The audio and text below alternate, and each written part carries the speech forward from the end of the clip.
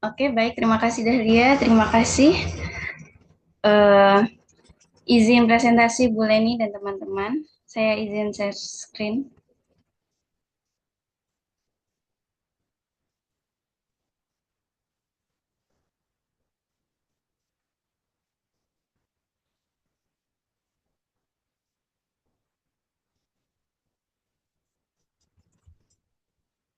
Oke, jadi ini adalah laporan akhir proyek kami.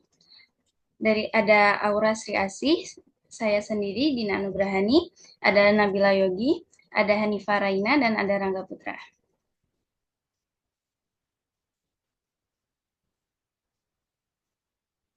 Materi yang kita ambil adalah peluang di kelas 8. Kemarin kami telah observasi dan langsung menguji coba siswa ke soal-soal tersebut.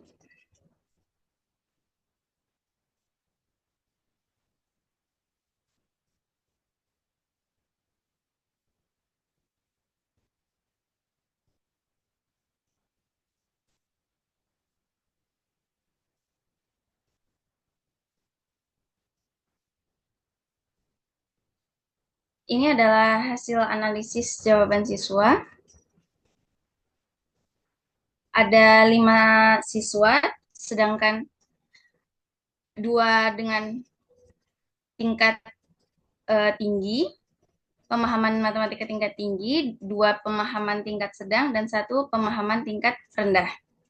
Di sini ada pemahaman tingkat tinggi, siswa berhasil uh, menuliskan informasi yang ada di soal dan mengerjakan soal dengan memperoleh hasil akhir yang benar. Kemudian ini ada pemahaman tingkat tinggi juga. Yang kedua, Nazila berhasil menuliskan informasi yang ada di soal dan mengerjakan soal dengan memperoleh hasil akhir yang benar. Kemudian ada Zaskia, pemahaman matematika tingkat sedang, di sini memperoleh skor 21, di mana soal nomor 1 bagian A, Zaskia mengalami kesalahan pemahaman konsep dasar peluang. Dibuktikan dengan dia menuliskan rumus peluang dengan benar, namun pada saat memasukkan angka yang terdapat di informasi soal, Zaskia hanya menuliskan operasi pertambahan untuk menghitung jumlah semesta. Kemudian untuk nomor 1 bagian B dan C, Zaskia sudah menuliskan rumus peluang dengan benar. Namun, saat menuliskan angka yang terdapat di soal, terdapat kesalahan dalam menuliskan bentuk pecahan. Kemudian ada Juan. Juan juga termasuk siswa yang memiliki pemahaman matematika tingkat sedang, berhasil mendapatkan skor 20 dari skor maksimal 35. Di sini keterangannya Juan tidak menuliskan informasi yang ada di soal. Juan sudah mengerti konsep dasar peluang, namun saat menuliskan jawaban untuk bagian A, Juan mengalami kekeliruan. Pada hasil akhirnya, untuk soal bagian B, Juan sudah mengerjakan soal dengan memperoleh hasil akhir yang benar. Selanjutnya, untuk bagian C, Juan mengalami miskonsepsi awal materi peluang. Jadi, salah dalam menuliskan jumlah semesta yang seharusnya. Untuk yang untuk yang siswa kelima, pemahaman matematika tingkat rendah, ini untuk soal nomor 1, dia berhasil mendapatkan skor 30. Darpa tidak menuliskan informasi yang di soal. Untuk bagian soal selanjutnya, Darpa sudah mengerjakan soal dengan memperoleh hasil akhir yang benar. Kemudian ada soal nomor 2, Arkan dan Nazila berhasil mendapatkan skor maksimum pada nomor tersebut. Kemudian Zaskia hanya bisa berhasil mendapatkan 25. Untuk A dan B sudah benar, namun di bagian C mengalami kesalahan memahami maksud soal.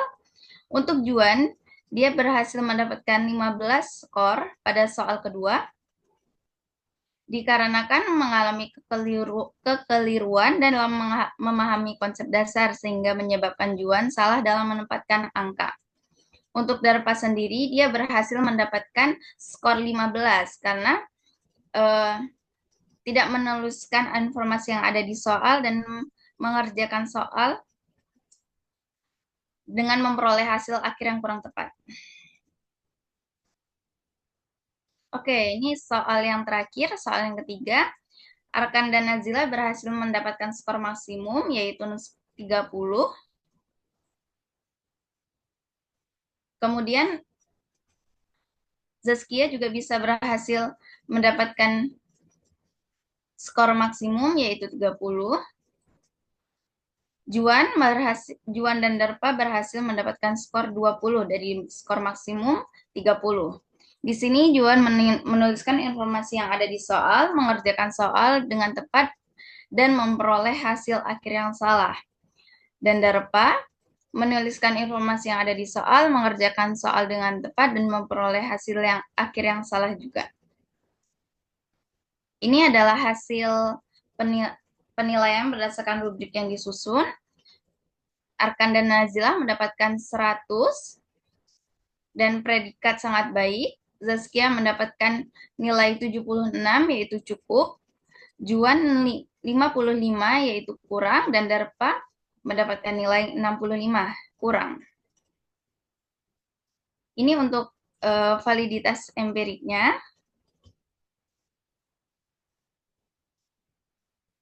Untuk rumus dan membuat keputusannya ini.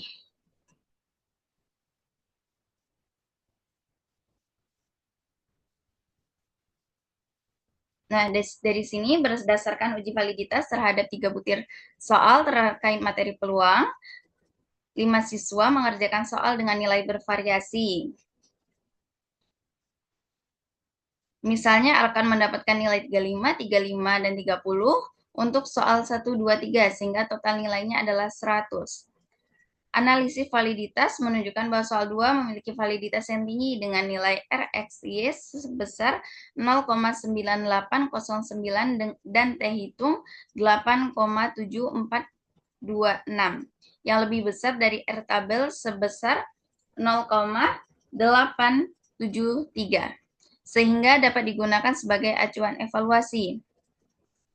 Sementara itu, soal 1 dan soal 3 memiliki RXY masing-masing sebesar 0,8012 dan 0,8596 dengan T hitung sebesar 2,3187 dan 2,9144 yang lebih kecil dari R tabel, sehingga dinyatakan belum memenuhi kriteria validitas yang diharapkan. Hal ini menunjukkan bahwa soal 2 memiliki hubungan yang signifikan dengan total skor, sedangkan soal 1 dan soal 3 belum optimal. Namun, kedua soal ini memiliki potensi untuk ditingkatkan melalui revisi atau pengayaan guna memperbaiki keterkaitan dan dengan total skor keseluruhan. Analisis ini menegaskan pentingnya evaluasi pengembangan instrumen secara berkelanjutan untuk memastikan kualitas soal yang lebih baik dan sesuai dengan standar validitas yang diharapkan. Baik, ini kesimpulannya. Laporan ini menunjukkan bahwa instrumen penilaian yang dirancang telah memenuhi kriteria validitas dan relevansi. Dari jawaban siswa menunjukkan adanya variasi tingkat pemahaman terhadap materi peluang. Beberapa siswa mampu menunjukkan pemahaman tinggi dengan menjawab benar dan rinci, sementara sebagian lainnya memerlukan pemahaman konsep yang lebih mendalam. Selain itu, validasi yang dilakukan oleh ahli menunjukkan bahwa instrumen sudah sesuai dengan kurikulum merdeka dan capaian pembelajaran yang ditargetkan. Berdasarkan hasil analisis terakhir, digunakan penguatan konsep dasar dan penyediaan contoh-contoh konseptual dalam pembelajaran untuk meningkatkan pemahaman siswa terhadap peluang.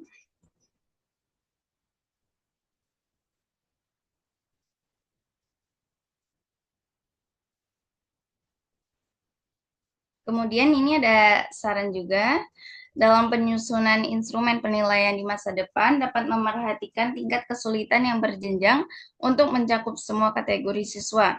Guru juga diharapkan menggunakan pendekatan pembelajaran yang lebih relevan dengan kehidupan sehari-hari agar siswa lebih mudah memahami konsep peluang.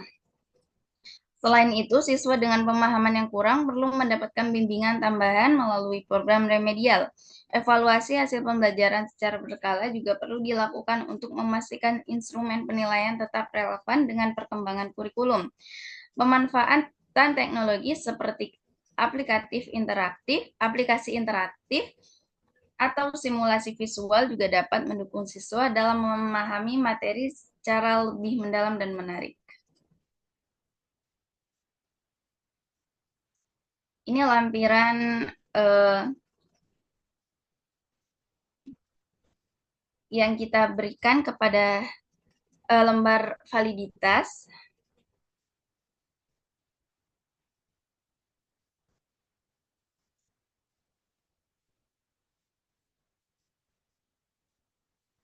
Kemudian ini ada validasi dari guru matematika di SMP Negeri 95 Jakarta, Ibu Sulis Setiawati. Di sini alhamdulillah untuk soal nomor 1 sesuai dengan saran sebaiknya diberikan literasi mengenai kidal karena dikhawatirkan ada beberapa orang yang tidak paham dengan informasi tersebut. Untuk soal 2 alhamdulillah juga sudah selesai dengan catatan soal sudah jelas.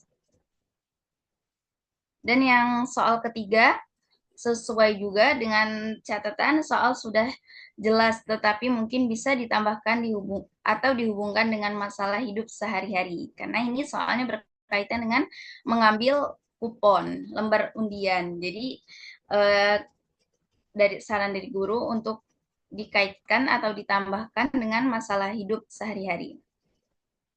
Dengan catatan soal yang disajikan sudah sesuai dengan indikator. Baik, karena waktunya juga sudah habis, saya cukupkan sampai di sini. Terima kasih.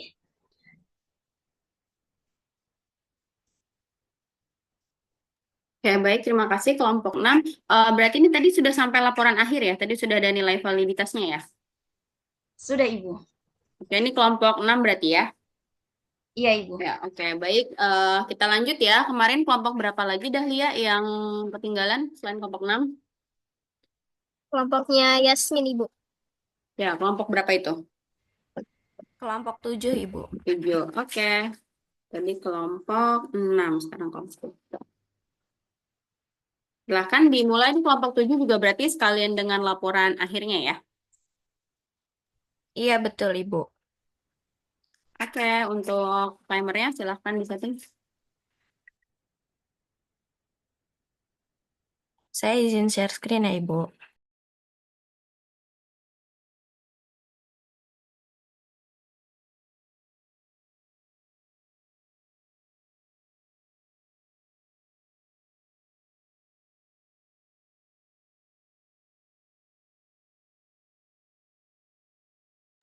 Oke, Anida boleh dimulai.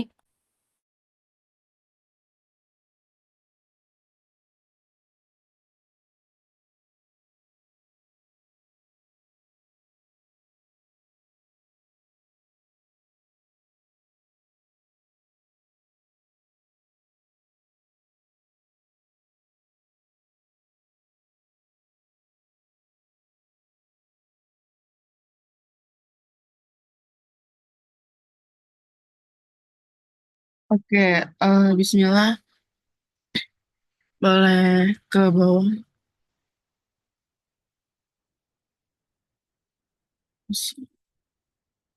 Oke, ini hasil analisis peserta didik dari 6 orang, 5 apa 6 orang ya, eh dari SMA, kelas 10 SMA 109 Jakarta.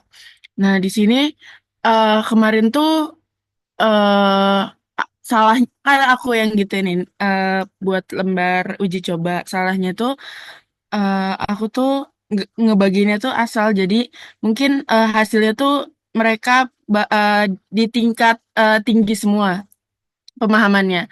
Kayak untuk siswa pertama itu ada Nindya A kelas 15. Nah, oke.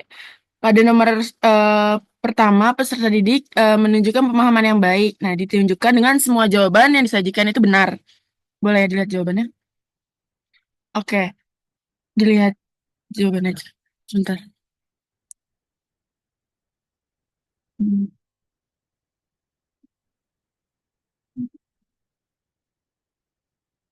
Dilihat dari semua jawabannya ini benar. Terus untuk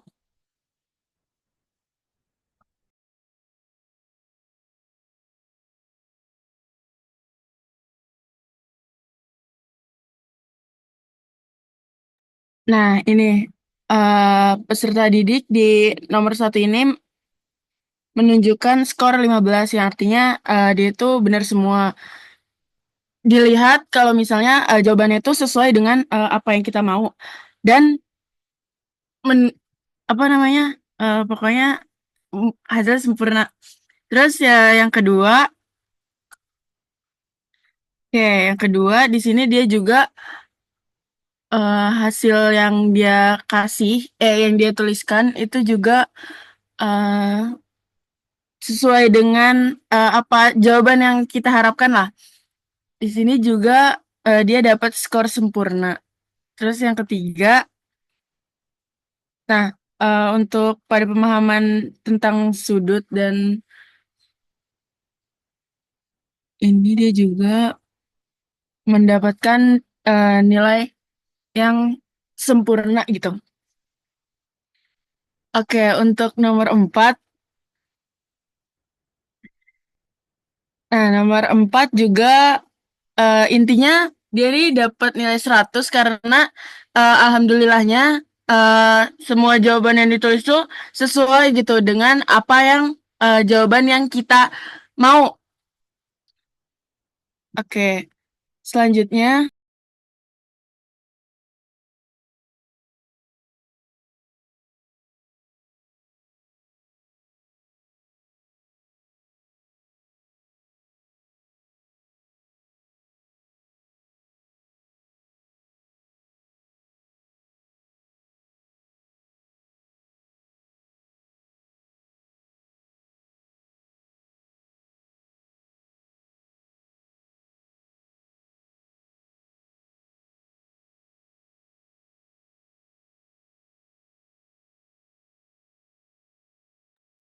oke, maaf suaranya hilang. Oke, untuk siswa yang kedua ini dia eh, alhamdulillah juga berada di tingkat pemahaman yang tinggi gitu ya. Nah, pada soal pertama, peserta didik itu menyelesaikan soal dengan langkah yang benar dan hasil yang tepat. Di sini menunjukkan bahwa peserta didik itu kuat dalam pemahaman konversi antara radian dan derajat atau sebaliknya. Terus pada nomor 2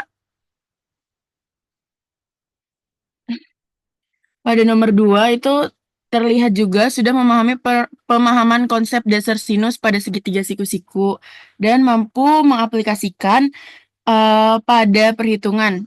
Yang dilihat di sini tuh benar sesuai harapan. Dan nomor 3 untuk hasil akhirnya sudah benar. Namun akan lebih baik jika langkah yang digunakan juga lebih sistematis gitu agar pemahaman siswa tuh lebih sempurna. Terus untuk nomor terakhir, semua hasil perhitungan yang diberikan kepada peserta didik sudah benar dan menunjukkan pemahaman baik tentang konsep dasar trigonometri pada siku-siku. Secara keseluruhan, peserta didik yang kedua ini menunjukkan pemahaman yang baik tentang konsep trigonometri dan konversi antara radian dan derajat gitu. Namun di beberapa bagian seperti pada nomor 3, penulisan proses perhitungan perlu dirinci agar terlihat lebih jelas dan sistematis. Untuk siswa nomor 3, oke, pada nomor 1 itu jawaban yang diberikan oleh peserta didik sudah benar pada seluruh bagian. Pemahaman tentang konversi radian ke derajat dan sebaliknya juga sudah dikuasai dengan baik. Terus juga untuk nomor 2, peserta didik menyelesaikan soal dengan baik menggunakan metode yang tepat, pemahaman trigonometri dan penerapannya sudah baik. Meskipun perhitungannya apa namanya rada singkat, tapi itu mudah dipahami.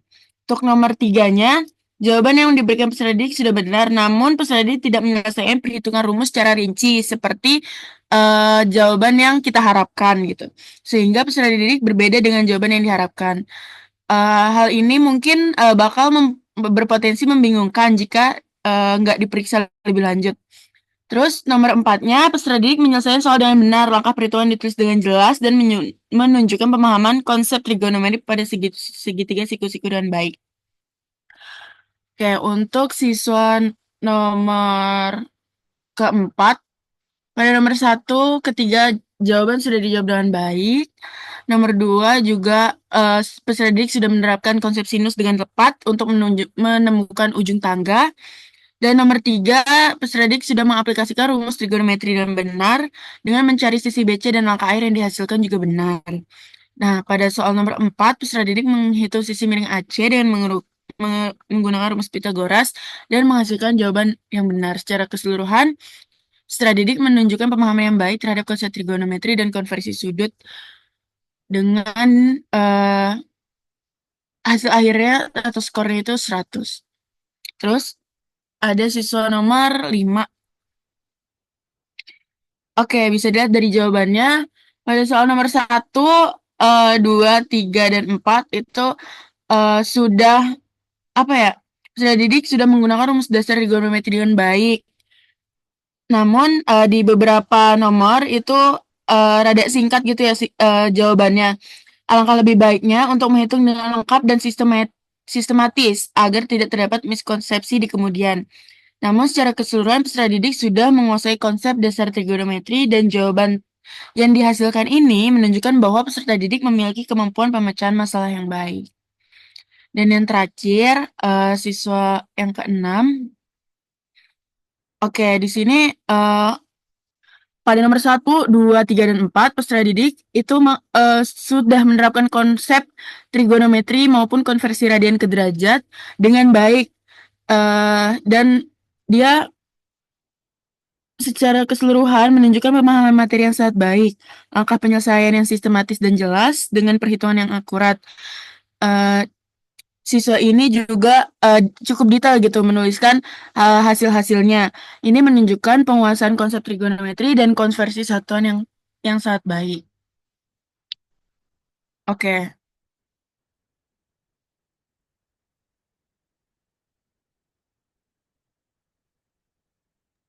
Oke, selanjutnya ada validitas empirik, di mana di sini ada rumus dari korelasi produk momen atau R-nya. Kemudian di sini juga ada rumus dari T hitung. Nah, tadi kan udah diketahui ya data dari nilai siswa dari masing-masing soal gitu. Nah, ini soal nomor 1, itu hasil dari korelasi produk momennya 0,9998. Kemudian T hitungnya itu hasilnya 99,985. Nah, tadi kan keputusannya kalau misalkan T hitung lebih dari T tabel, maka soalnya itu valid atau signifikan. Kalau misalkan T hitung kurang dari T tabel, berarti soalnya tidak signifikan atau tidak valid gitu.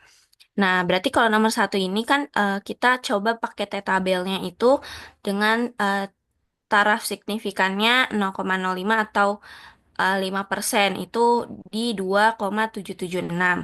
Berarti bisa dilihat T hitungnya lebih dari T tabel, yaitu 99,985 lebih besar dari 2,776. Berarti soal dari nomor 1 ini valid. Kemudian buat soal nomor 2, di sini sama dengan nomor 1, korelasi produk momennya 0,9998, terus T hitungnya 99,985. Nah, bisa dilihat kalau misalkan T hitungnya ini lebih dari T tabel, maka soal nomor 2 juga valid. Kemudian ada nomor 3, untuk korelasi produk momennya ini di 0,9969, berbeda dengan nomor 1 dan 2. Nah, T hitungnya ini diperoleh 25,3409 gitu.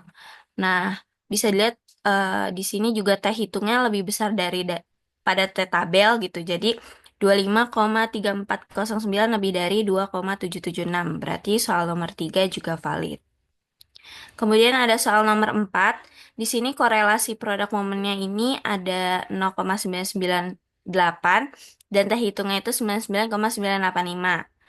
Nah, di sini juga bisa dilihat bahwa T hitungnya juga lebih besar dari T tabel yaitu 99,985 lebih dari 2,776. Maka soal nomor 4 juga valid gitu. Berdasarkan hasil uji validitas empirik instrumen tes materi trigonometri, dapat disimpulkan bahwa soal nomor 1, 2, 3, dan 4 ini memiliki hubungan yang signifikan dan valid gitu. Mungkin segitu aja Ibu presentasi dari kelompok 7.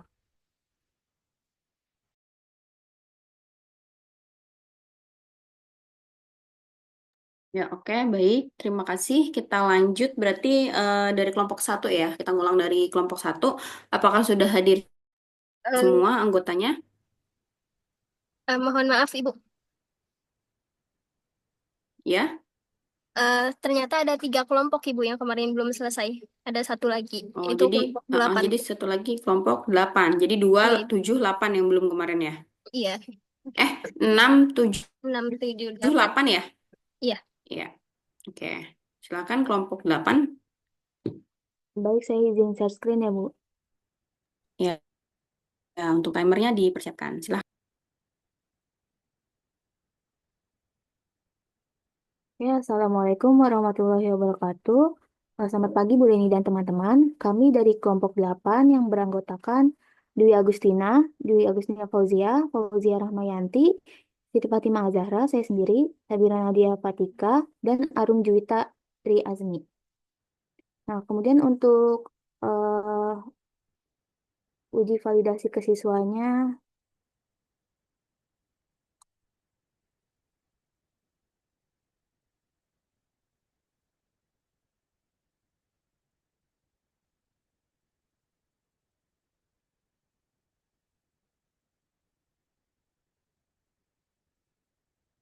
nah, jadi kita menguji hasil analisis jawaban siswa terdapat 5 siswa.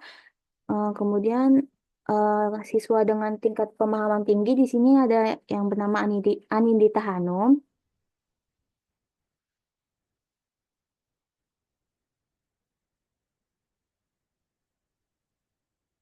Nah, untuk berdasarkan jawaban siswanya, siswa sudah menjawab soal yang diberikan, akan tetapi ada beberapa jawaban yang kurang tepat.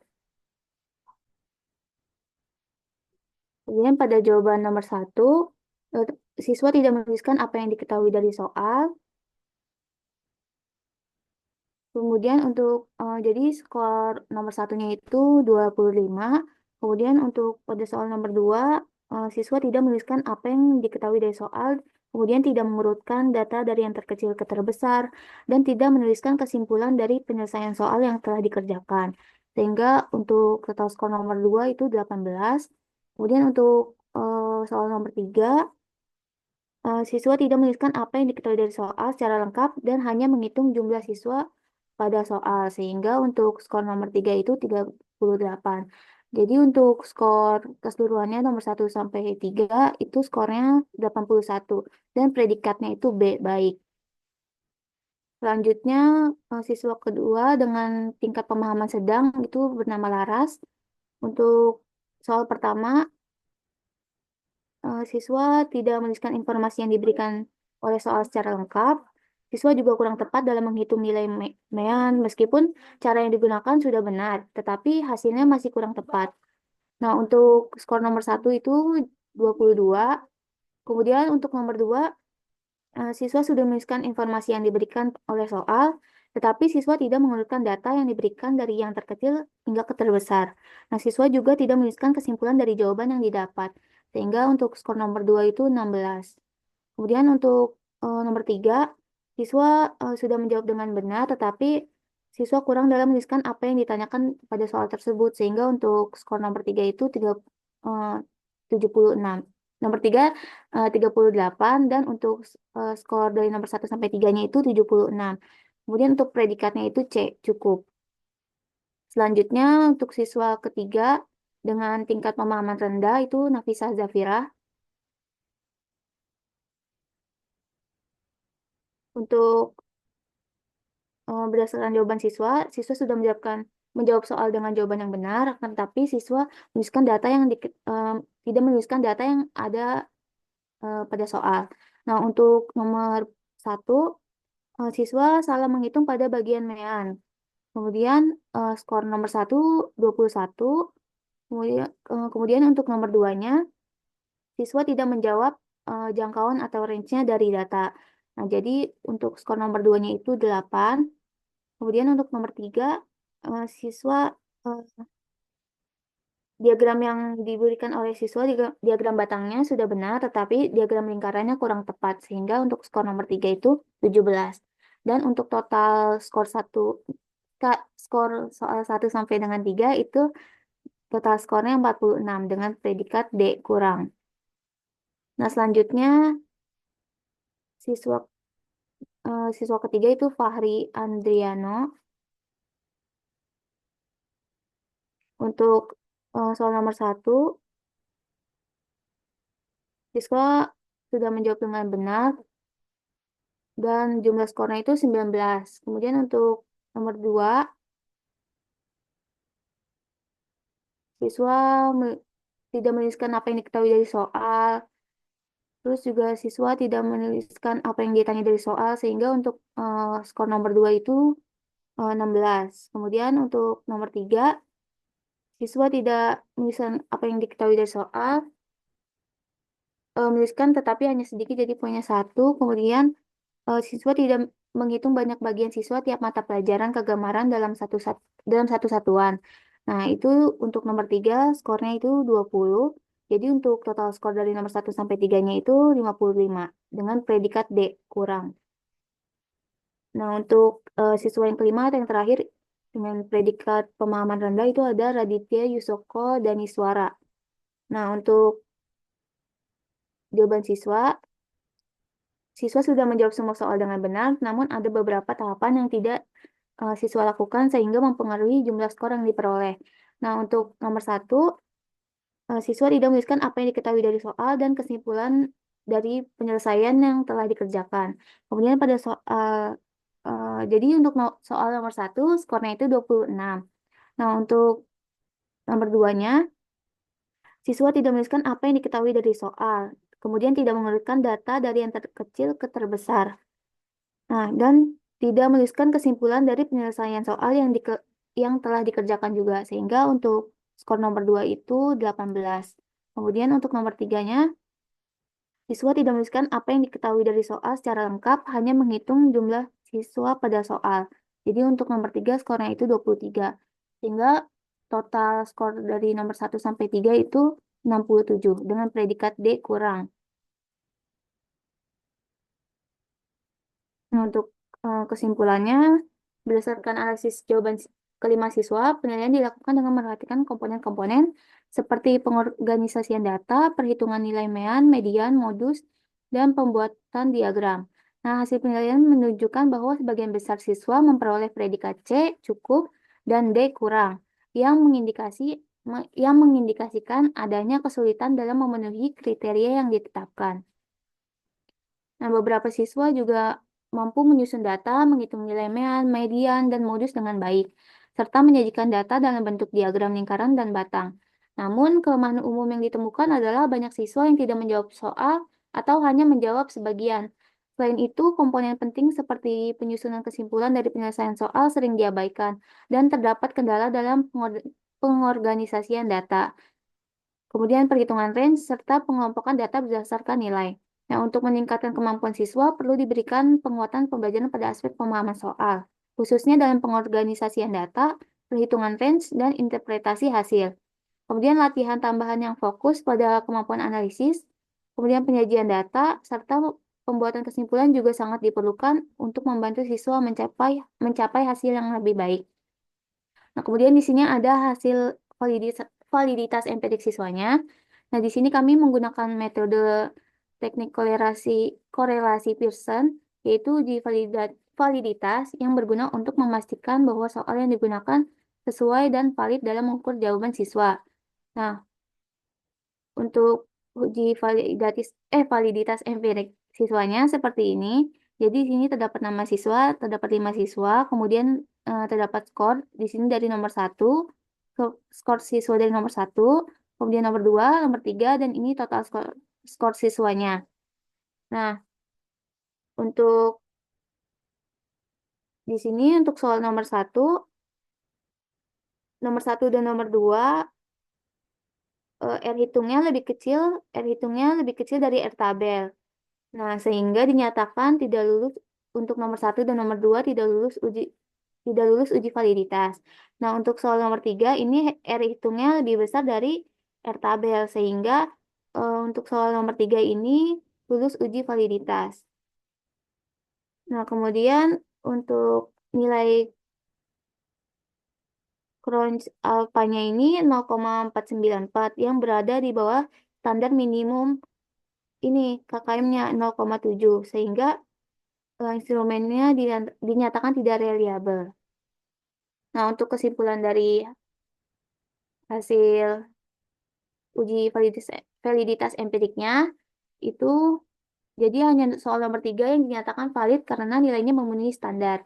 Sementara itu soal nomor 1 dan 2 tidak valid karena nilainya di bawah batas yang ditentukan. Kemudian dari sisi reliabilitasnya, instrumen ini juga belum reliable karena nilai Cron's base alfanya yang diperoleh hanya 0,49, yaitu lebih rendah dari standarnya 0,70. Nah, selain itu, analisis variance juga menunjukkan bahwa variance total adalah 210,5 dengan jumlah variance individu sebesar 172,2. Nah, jadi kesimpulannya instrumen ini belum dapat dikatakan valid dan reliable, sehingga perlu dilakukan perbaikan agar bisa digunakan untuk mengukur kemampuan siswa dengan lebih baik. Nah, di sini ada kesimpulan secara keseluruhan. Jadi, laporan ini bertujuan untuk mengembangkan instrumen tes dan penilaian autentik dalam pembelajaran matematika berbasis kurikulum merdeka. Nah, fokus pembelajaran pada materi statistika, khususnya dalam penyajian dan analisis data. Berdasarkan hasil analisis, capaian pembelajaran menunjukkan bahwa sebagian besar siswa mampu menghitung ukuran pemusatan data seperti mean, median, dan modus. Mereka juga dapat menyajikan data dalam bentuk diagram lingkaran dan batang, meskipun masih terdapat variasi kemampuan di antara siswa. Nah, namun beberapa kelemahan terlihat seperti kurangnya pemahaman dalam pengorganisasian data, kesulitan menentukan data yang hilang, dan rendahnya kualitas interpretasi hasil. Selain itu, penyajian kesimpulan dari hasil analisis data juga sering diabaikan oleh siswa, yang memengaruhi kelengkapan dan kualitas jawaban. Nah, untuk sarannya di sini untuk meningkatkan kualitas pembelajaran dan pemahaman siswa dalam materi statistika, beberapa langkah strategis dapat diterapkan. Nah, guru juga perlu memberikan pengajaran yang lebih mendalam terkait pengorganisasian data serta langkah-langkah sistematis dalam menyelesaikan soal-soal statistika. Nah, materi analisis data dan interpretasinya juga sebaiknya disertai dengan lebih banyak contoh kontekstual dan latihan soal yang relevan. Kemudian, selain itu, siswa juga perlu dilibatkan dalam latihan intensif yang menekankan penyelesaian soal secara mandiri, seperti menyusun diagram atau menganalisis ukuran pemusatan data. Kemudian, penting pula bagi guru untuk menekankan penyajian kesimpulan yang mencerminkan analisis dan pemahaman siswa terhadap soal yang diberikan. Dalam aspek penilaian, variasi instrumen juga dapat diterapkan dengan menyertakan rubrik penilaian yang lebih detail, mencakup aspek kerja dan kerjasama kelompok, penyajian data, dan keterampilan berpikir kritis. Nah, penggunaan media pembelajaran juga sangat disarankan, seperti memanfaatkan perangkat lunak sebagai pembelajaran statistika atau simulasi interaktif untuk membantu siswa memahami konsep-konsep abstrak. Nah, dengan mengimplementasikan langkah-langkah tersebut, diharapkan kualitas pembelajaran dan pemahaman siswa pada materi statistika dapat meningkat secara signifikan. Kemudian ini untuk lampirannya sudah divalidasi oleh Bu Asri. Yang untuk nomor 1 itu terdapat saran untuk menambahkan modus. Kami juga sudah menambahkan modus pada soal nomor 1. Kemudian nomor 2, jangkauan atau range-nya. Kami juga sudah menambahkan jangkauan atau range-nya pada soal nomor 2. Dan nomor 3, kami menambahkan diagram batang. Kemudian yang kedua ada validasi dari Bu Flavia sudah divalidasi. Dan yang terakhir dari guru matematika SMP 211 itu Bu Restania. Sudah, Bu. Ya, terima kasih untuk kelompok 8. Itu ya teman-teman, tadi Bu Leni informasiin ke aku, katanya beliau di rumahnya mati lampu. Jadi presentasinya tetap dilanjutin, karena ini kan di record. Nanti beliau juga nonton dari recordnya. Ini untuk kelompok 8 udah selesai ya, Ra? Iya, Iya, boleh ditutup, Ra. baik. Sekian presentasi dari kelompok kami, kurang lebihnya mohon maaf. Terima kasih Dahlia dan Bu Leni. Ya, sama-sama. Terima kasih kembali. Boleh dilanjut sama kelompok 1. Udah hadir belum? Udah sebentar ya.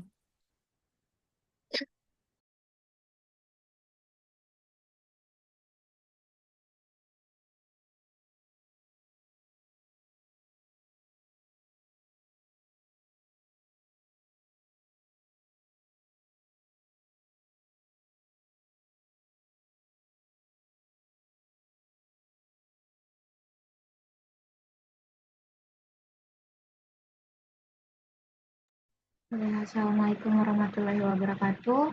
Kami dari kelompok 1 ingin mempresentasikan hasil laporan hasil analisis siswa geometri.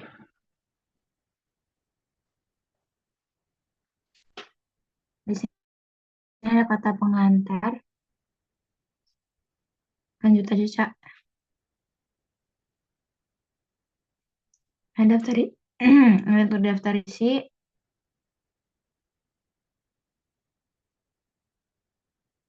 Nah, latar belakangnya ada pendidikan matematika memiliki peran strategis dalam membentuk kemampuan berpikir logis dan analitis siswa.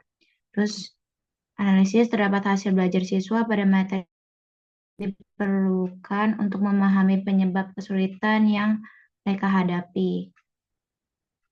Lanjut, Cak.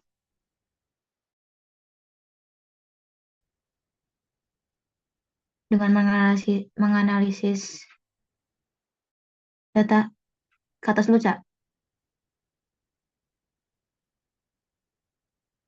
Menganalisis data hasil belajar guru dan dapat mengidentifikasi kelemahan siswa, mengevaluasi metode pembelajaran yang digunakan, dan mengembangkan strategi yang lebih efektif. Selanjutnya ada rumusan masalah.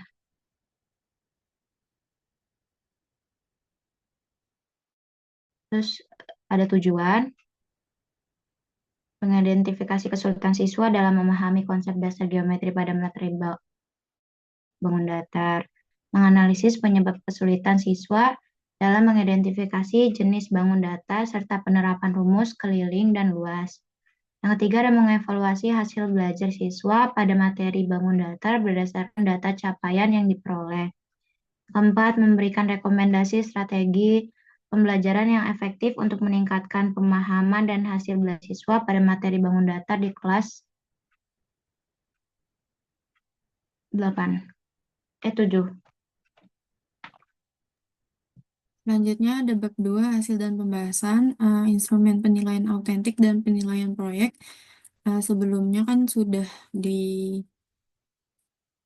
presentasikan adalah untuk penilaian autentik ada latar belakang dan tujuan penilaian, ada kisi-kisi soal, instrumen tes, validasi instrumen, dan tujuan akhir.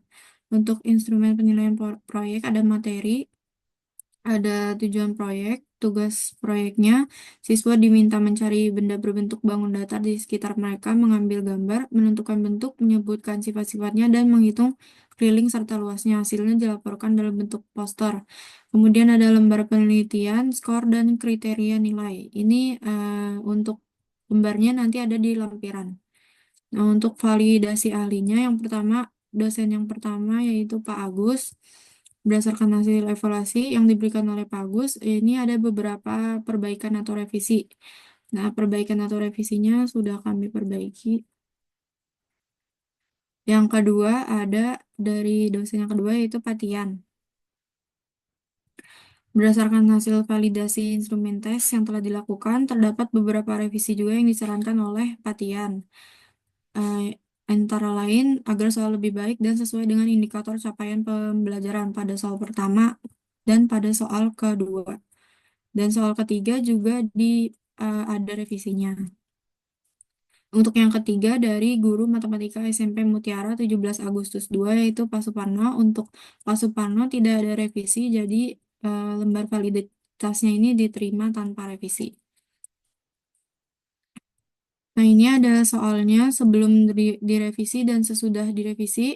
Untuk soal yang pertama, revisinya itu perubahan pada konteks soal. Yang tadinya kebun kota diubah menjadi taman kota.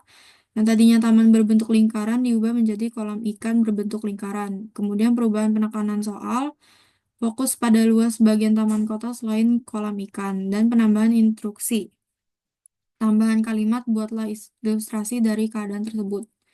Untuk yang kedua, soal kedua juga ada revisi, ada konteksnya menjadi cetakan kue, perubahan ukuran segitiga kecil menjadi 2 dan 3 cm, dan perubahan instruksi menjadi buatlah ilustrasi area kue tersebut. Untuk soal ketiga, revisinya itu perubahan ukuran lahan parkir menjadi 120 meter, penambahan detail soal, dan ada tambahan ukuran mobil untuk mengecoh siswa gitu, untuk ecohan.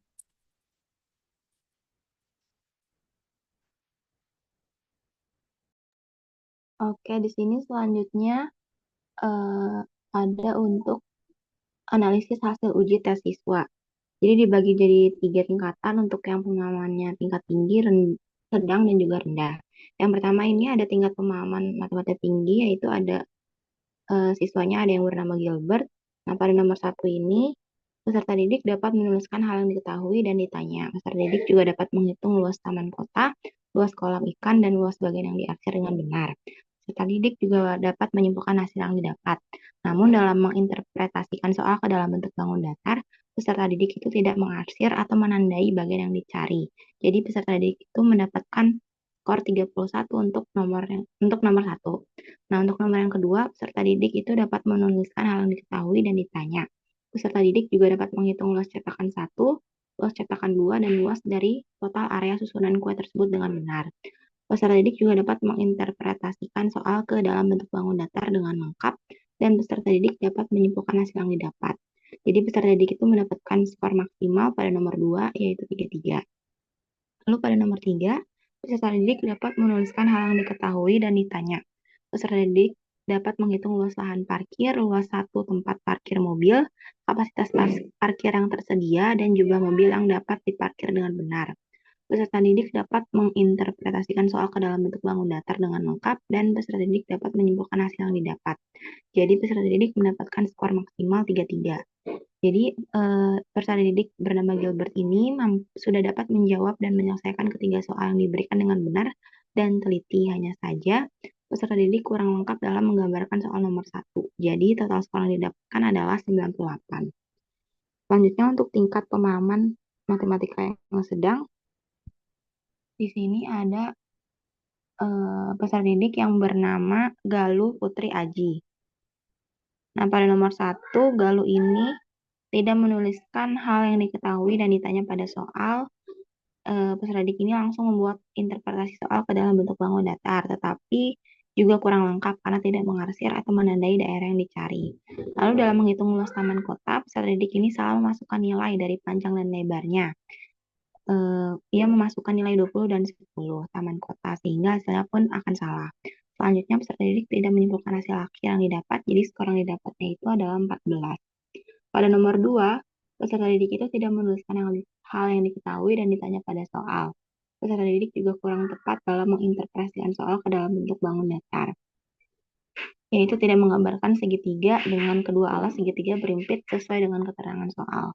Lalu dalam menghitung luas cetakan 1, luas cetakan 2, dan luas dari total area susunan kue, itu kurang tepat karena gambar yang dibuat Galuh sebelumnya itu juga salah. Maka perhitungan yang dilakukannya pun salah. Jadi, skor yang didapat itu 10.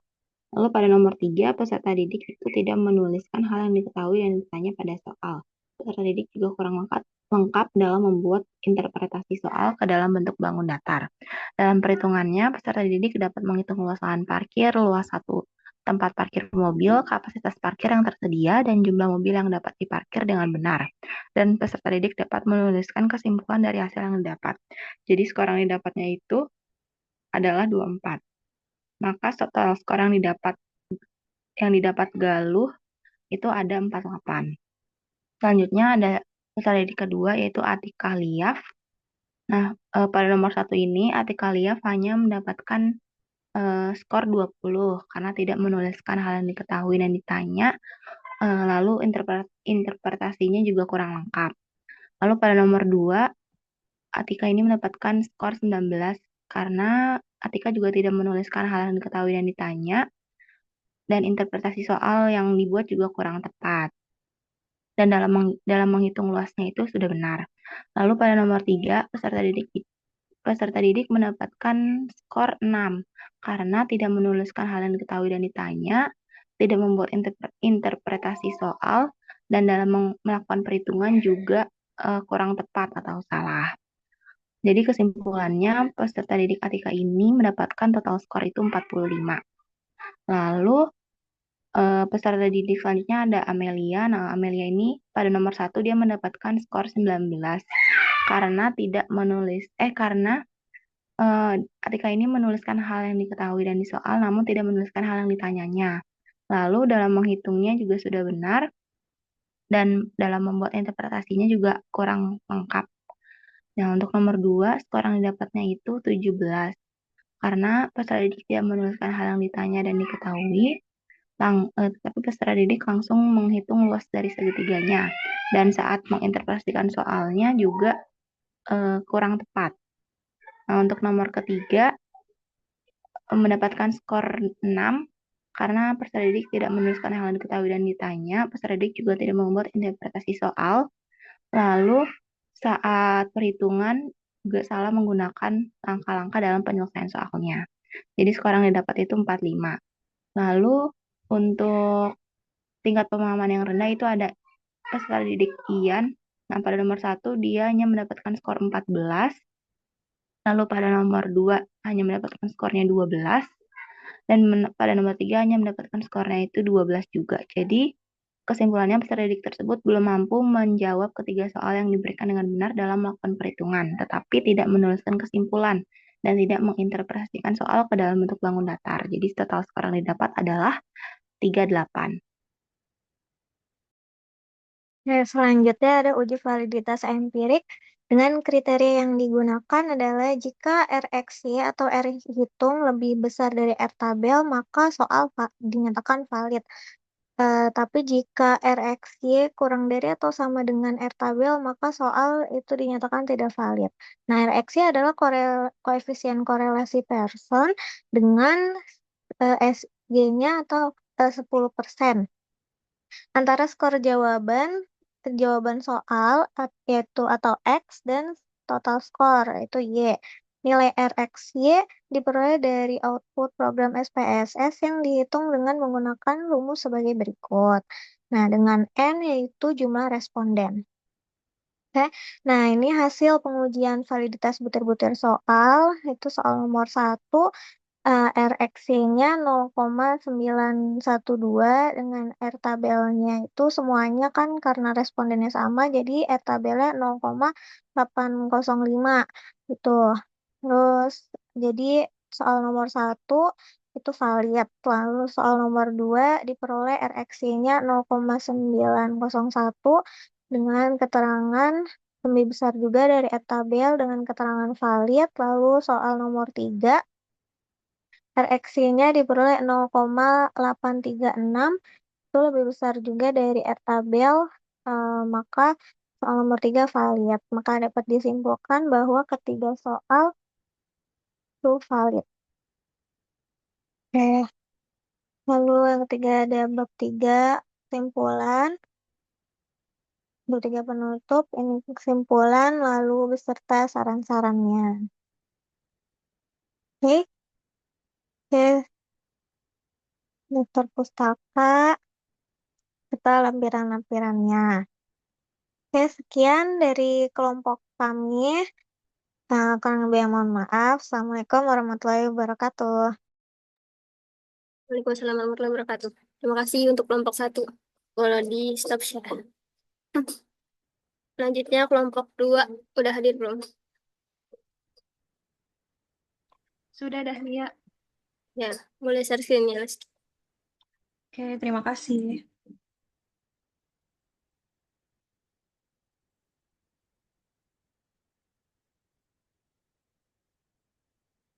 Baik, Assalamualaikum warahmatullahi wabarakatuh. Selamat pagi, Bu Leni dan teman-teman semua. Kami dari kelompok 2 yang beranggotakan ada saya sendiri, Leskia Zahra, dengan NIM tertera, Aisyah Ayuandari dengan NIM tertera, Latifah Mailaningrum dengan NIM tertera, dan Rida Ratu Winaya dengan NIM tertera. Langsung saja untuk laporan akhir kelompok kami. Pertama dimulai dulu dari latar belakang. Jadi kelompok kami mengambil materi aritmatika sosial, di mana aritmatika sosial itu merupakan topik penting dalam matematika yang membantu siswa memahami konsep keuntungan, kerugian, diskon, dan bunga tunggal. Nah, topik ini relevan dengan kehidupan sehari-hari seperti menghitung harga setelah diskon atau bunga tabungan. Nah, namun banyak siswa kesulitan memahaminya karena kurangnya dasar perhitungan, sulitnya menganalisis informasi, dan metode pembelajaran yang kurang kontekstual. Nah, untuk solusinya, kami menggunakan pendekatan berbasis praktik seperti menyelesaikan kasus nyata yang dapat meningkatkan pemahaman siswa dan mengasah keterampilan berpikir kritis. Lalu di sini ada rumusan masalah dan tujuannya. Langsung saja masuk ke bagian bab 2, yaitu pembahasan. Yang pertama ada instrumen penilaian praktik. Nah, jadi di sini nanti itu diberikan kasus, yaitu seorang pedagang membeli 50 unit produk dengan harga 20.000 per unit. Nah, ia berencana menjual kembali produk tersebut dengan ketentuan sebagai berikut. Nah, yang pertama ada produk dijual dengan harga normal 30.000 per unit. Lalu yang kedua, dalam suatu promosi, pedagang memberikan diskon 10% untuk setiap pembelian minimal 3 unit. Dan yang ketiga, dari total produk yang dijual, 5 unit mengalami kerusakan dan dijual dengan harga 50% dari harga normal. Nah, lalu untuk tugas praktiknya itu yang pertama menghitung laba atau rugi yang diperoleh pedagang jika semua produk berhasil terjual sesuai ketentuan di atas. Lalu yang kedua menghitung jumlah total diskon yang diberikan jika 20 unit produk dibeli dengan diskon. Lalu yang ketiga menghitung total harga yang didapatkan dari penjualan seluruh produk. Nah, di sini ada rubrik penskorannya juga.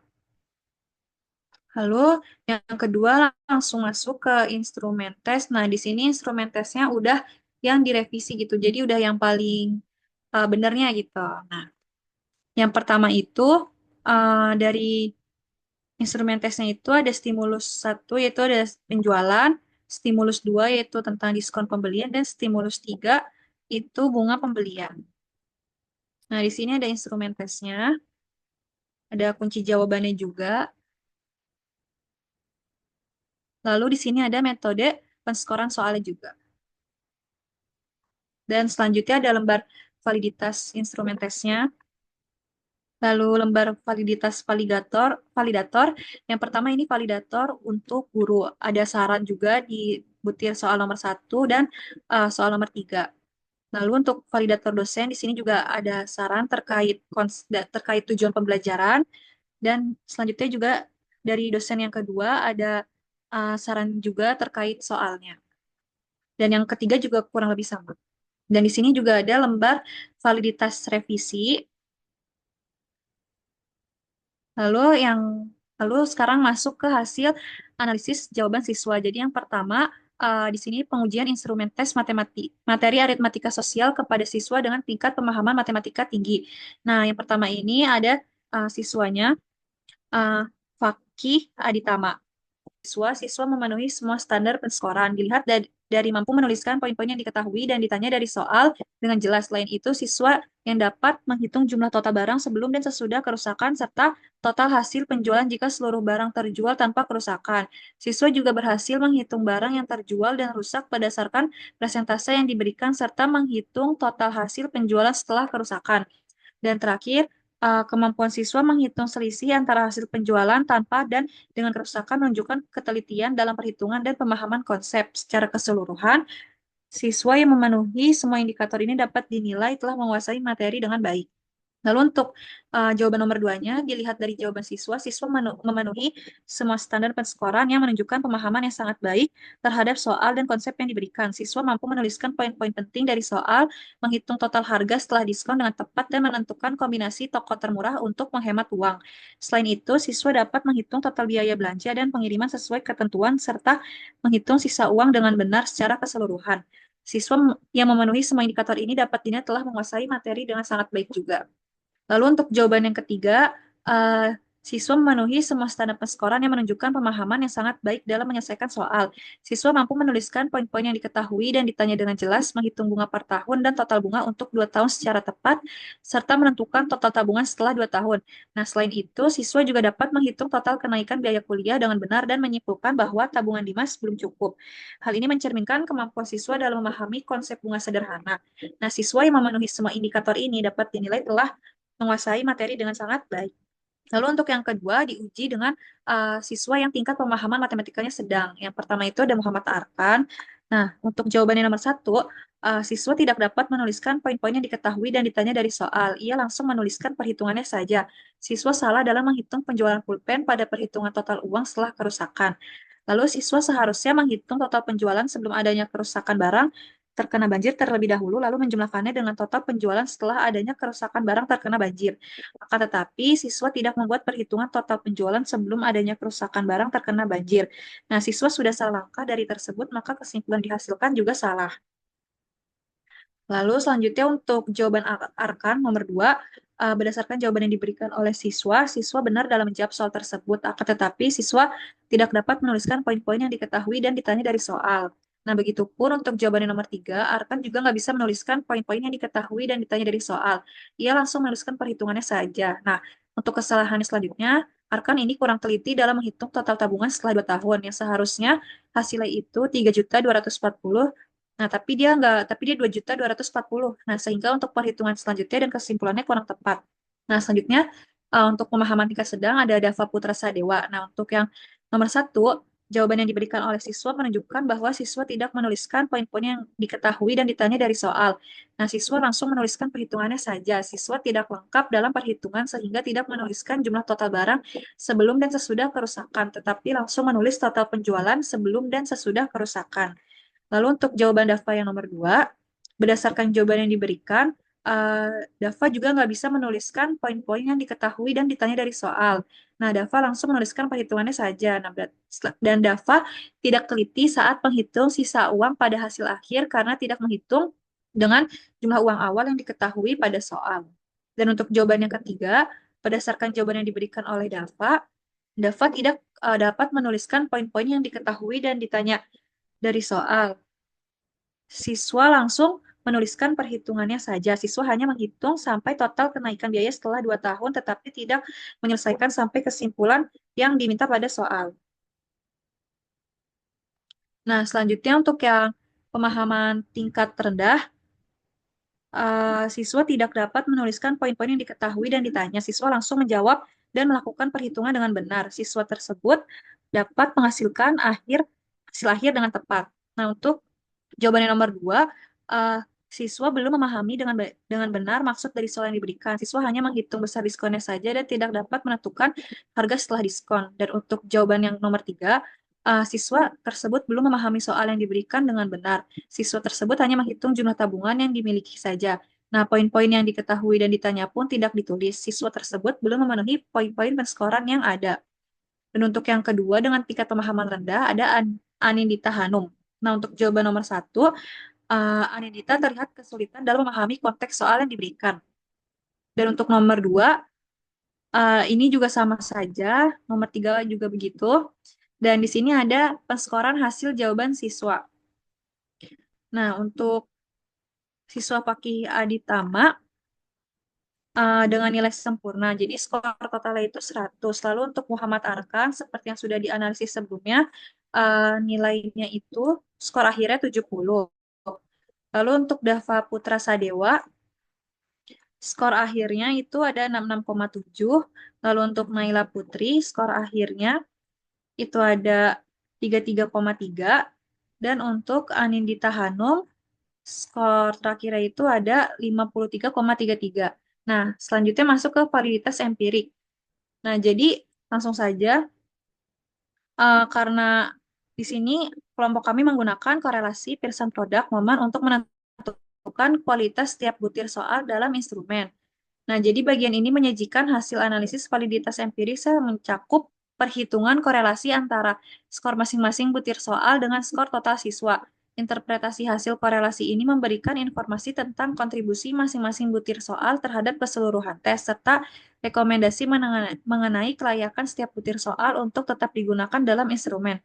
Nah, di sini ada rumusnya, ada keterangannya juga, lalu di sini ada tabel perhitungannya, dan di sini ada perhitungan untuk butir soal nomor 1 dengan RIT 0,92, lalu untuk butir soal nomor 2 dengan RIT 0,963, lalu untuk butir soal nomor 3 dengan RIT 0,973. Nah, untuk interpretasinya dari butir soal nomor 1, korelasi sebesar 0,92 menunjukkan hubungan yang sangat kuat antara skor butir soal ini dengan skor total siswa. Hal ini berarti butir soal nomor 1 memiliki kontribusi signifikan terhadap keseluruhan tes dan dapat dianggap valid secara empiris. Butir soal ini efektif dalam mengukur apa yang seharusnya diukur oleh instrumen secara keseluruhan. Lalu untuk butir soal nomor 2 dengan korelasi sebesar 0,963 menunjukkan hubungan yang sangat kuat, hampir sempurna antara skor butir soal ini dengan skor total siswa. Artinya, butir soal nomor 2 sangat relevan dan signifikan dalam mendukung validitas tes. Butir ini valid secara empiris dan sangat dapat dipertahankan dalam instrumen.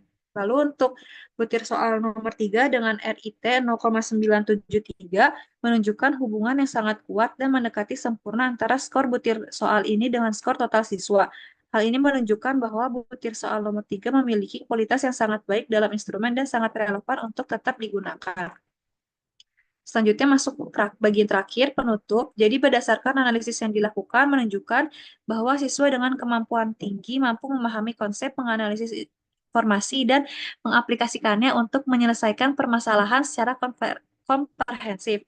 Siswa dengan kemampuan sedang dapat menyelesaikan soal dengan baik pada langkah awal, namun kesulitan dalam menghubungkan informasi untuk menghasilkan solusi yang tepat. Sementara itu, siswa dengan kemampuan rendah cenderung mengalami kesulitan dalam memahami maksud soal, melakukan perhitungan, dan mengaitkan konsep dengan situasi nyata.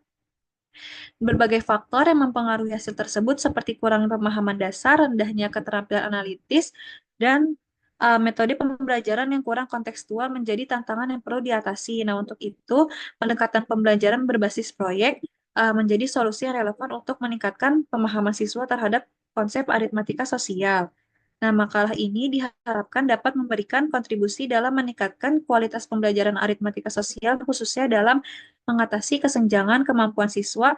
Dengan demikian, hasil analisis ini dapat menjadi bahan evaluasi bagi pendidik dalam merancang strategi pembelajaran yang lebih efektif, aplikatif, dan relevan dengan kebutuhan siswa di masa kini dan mendatang.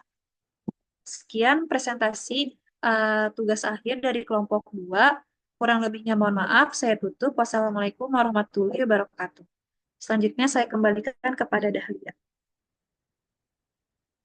Ya, terima kasih Laski dan kelompok. Selanjutnya kelompok 3. Izin share screen ya.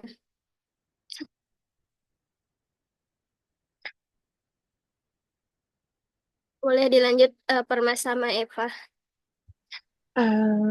Assalamualaikum warahmatullahi wabarakatuh. Kita dari kelompok 3 akan presentasikan apa instrumen penilaian dan tes, hasil validasi, observasi, dan analisis soal. Yang ada materinya itu materi lingkaran SMP. Yang anggota kelompoknya ada Dahlia, Eva Pasca, Hadian, Retno, dan saya sendiri, Salsabila Pemasuhan. Boleh di next. Di sini minggu sebelumnya sudah dipresentasikan latar belakang masalahnya, rumusan masalahnya, tujuan penelitian, manfaat penelitian. Pembahasannya ini ada instrumen projectnya. Jadi capaiannya itu di akhir fase D, peserta didik dapat menjelaskan cara untuk menentukan luas lingkaran dan menyelesaikan masalah yang terkait indikator pencapaian kompetisinya. Itu peserta didik dapat menunjukkan, mengidentifikasi, dan membuat model unsur-unsur lingkaran seperti titik pusat, jari-jari, diameter, busur, kali busur, juring, tempering, dan apotema. Indikator soalnya, peserta didik dapat membuat model lingkaran yang memuat unsur-unsur lingkaran di dalamnya. Next. Sini ada rubrik penilaian produknya. Boleh lanjut aja, Li. Sini ada penilaian-penilaiannya. Ada aspek yang dinilai. Jadi, Back ke atas sedikit lihat. Jadi di sini penilaiannya itu nilai 85 sampai 100%. Di ke bawah di penilaian ya. Nilai akhirnya itu 85 sampai 100 itu siswa menunjukkan pemahaman yang sangat baik tentang usul-usul lingkaran dan mendapat mengaplikasikannya secara cepat dan kreatif. 70 sampai 84 siswa menunjukkan pemahaman yang baik tapi masih ada beberapa kekurangan dalam kelengkapan, kelengkapan atau kreativitas produk. 50 sampai 69 siswa menunjukkan pemahaman yang cukup tetapi ada beberapa kekurangan signifikan dalam kelengkapan atau kelihatan produk. Di bawah 50, siswa belum sepenuhnya memahami proses unsur lingkaran dan produk tidak memenuhi sebagian besar kriteria yang ditetapkan. Di next.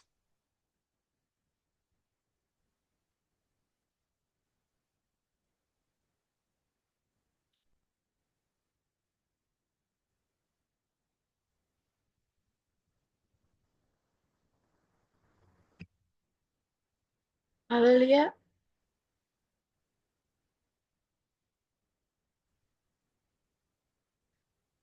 selanjutnya ada penilaian terkait performa kelompok dan kerjasama, ada aspeknya baik, cukup, dan kurang. Lanjut.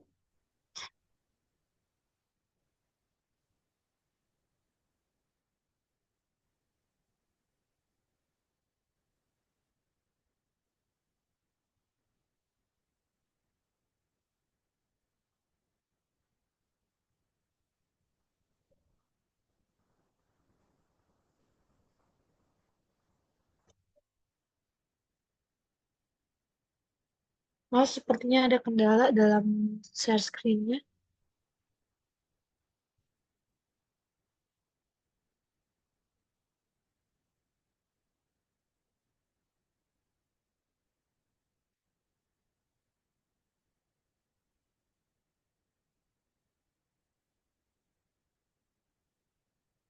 Tes, tes. Udah jelas belum informasi? Belum ada share screen-nya, Kak. Ini.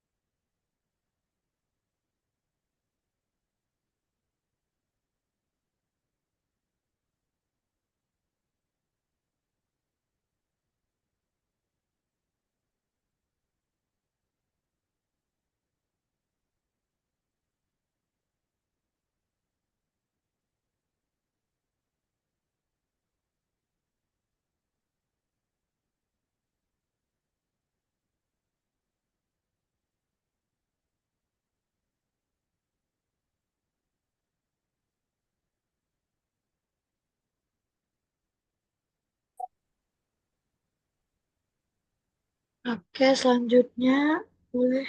Oh. Jadi kita mengambil jawaban dari 6 siswa, boleh langsung ke empiris saja ya.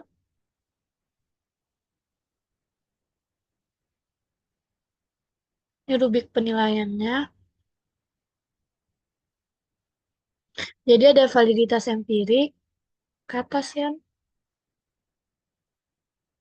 Jadi tahap perhitungan validitas itu yang pertama kita memakai rumus kolerasi persen produk momen untuk menghitung harga kolerasi antara skor butir setiap soal dan skor total. Jadi ada rumusnya itu di sini ada R hitungnya itu n n itu jumlah siswa dikalikan dengan perkalian dari jumlah skor tiap soal dikali dengan jumlah skor total dikurangi dengan scroll jumlah skor tiap kurang dengan dibagi dengan akar dari n dikali x x kuadrat, yang dimana x itu tadi jumlah skor tiap soal dikurangi dengan x di x dikuadratkan dikali dengan n dikali y kuadrat dikurang dengan y dikuadratkan. Selanjutnya itu kita menghitung harga R tabel dengan rumus uji T itu ada T tabelnya itu sama dengan R akar dari n dikurang 2 per akar dari 1 dikurang n R kuadrat. Jadi mencari R tabel itu untuk alfanya itu 5 derajat dengan derajat kebebasan itu N dikurang 2 karena di sini kita mengambil 6 siswa, jadi 6 dikurang 2 sama dengan 4. Jadi keputusannya di sini jika R hitung itu lebih besar dari T tabel, maka valid. Kebalikannya, jika R hitung itu lebih kecil dari T tabel, maka invalid. Nah, jadi di sini kita punya 6 siswa, itu ada Maulana, Tania, Farid, Ridho, Abdul, dan Zaunia, yang dimana dengan skor totalnya itu 100, 90, 84, 66, 65, 50.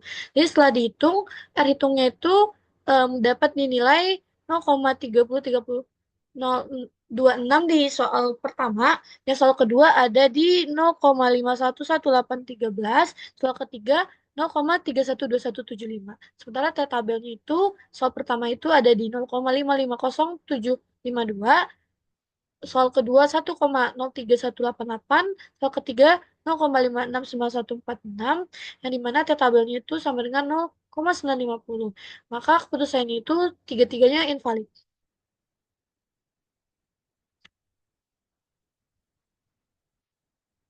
Selanjutnya ada tahap uji rehabilitas yang dimana R-nya itu sama dengan N per N kurang 1 dikalikan dengan 1 dikurang S kuadrat, S total kuadrat. Jadi di sini ada 3 bobotnya, ada 3 butir soal yang dimana varians totalnya itu sama dengan 3, 4, 6, 5, 6, 6, 7. Varians butirnya itu soal pertama 3, 4, 5, 6, 6, 7. Soal kedua 6, 3, 0,667. Soal ketiga 184,6667. Yang totalnya itu 282,3. Sementara nilai Crohn's Benz alpha itu 1,11269 dan standarnya itu 0,60. Jadi karena nilainya itu lebih besar dari standar, jadi keterangannya itu adalah reliable. Berdasarkan uji validitas dan validitas instrumen tes penilaian terkait materi lingkaran, semua soal itu tidak valid. Namun dengan besaran koefisien reliabilitasnya itu 91,112629, maka instrumen bersifat reliable. Lalu kesimpulannya, jadi berdasarkan observasi yang telah kita lakukan terhadap beberapa siswa, dapat disimpulkan bahwa beberapa siswa sudah mampu menjawab sebagian soal yang diberikan. Namun masih terdapat beberapa siswa yang melakukan kesalahan dalam perhitungan, sehingga jawaban yang dihasilkan menjadi tidak tepat. Selain itu, siswa juga cenderung jarang menuliskan informasi yang diperoleh oleh soal, serta hal yang ditanyakan, yang dapat mempengaruhi pemahaman mereka terhadap soal tersebut. Jadi, ketiga soal materi lingkaran tadi itu dibuat oleh kita, masih bisa dikerjakan dengan baik oleh siswa SMPN 117 Jakarta, meskipun terdapat beberapa siswa yang hasil nilainya rendah. Dari hasil analisis siswa ditemukan bahwa siswa masih keliru dalam penempatan koma pada bilangan desimal. Siswa masih bingung kapan menggunakan 22/7 dan 3,14 sebagai nilai pi. Siswa tidak teliti dalam melakukan perhitungan. Selain itu, meskipun soal yang dirancang untuk diselesaikan dalam 30 menit, kenyataannya siswa membutuhkan waktu sehingga 50 menit karena soal ini berbentuk masalah kontekstual yang membutuhkan analisis dan berpikir kritis siswa secara mendalam. Jadi sarannya itu berdasarkan hasil observasi disarankan agar guru lebih menekankan pembiasan siswa untuk menuliskan informasi penting dari soal seperti data yang diberikan dan pertanyaan yang diajukan. Hal ini dapat dilakukan dengan memberikan panduan sederhana atau latihan secara bertahap.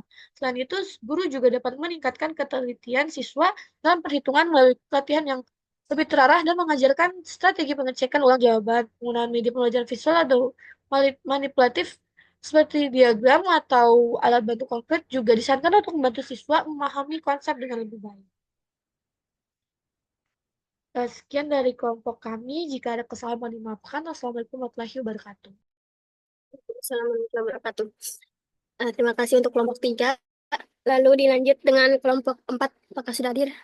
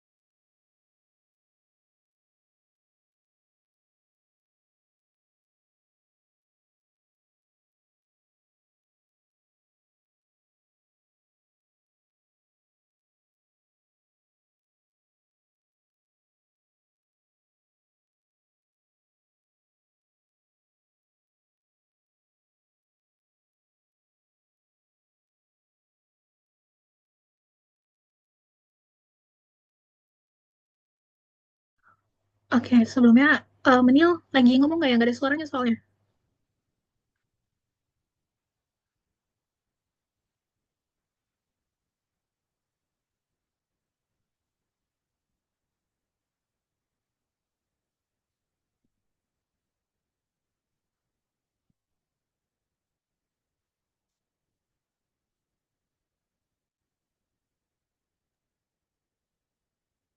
Nggak ada suaranya nih, nggak masuk.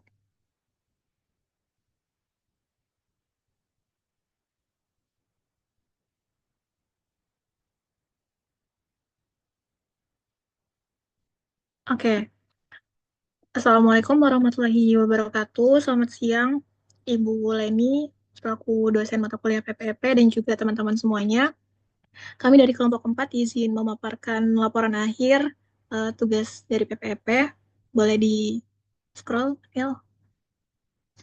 Untuk yang bagian awal masih sama seperti yang sebelumnya ya. Ada instrumen penilaian tugas proyek, kemudian di situ ada beserta format laporannya, rubrik penilaian, tabel penilaiannya. Nah, terus mungkin bisa lanjut di instrumen penilaian autentik. Iya, itu ada identitas, kisi-kisi penulisannya, ada soalnya. Boleh dilampiranin ya hasil validitasnya.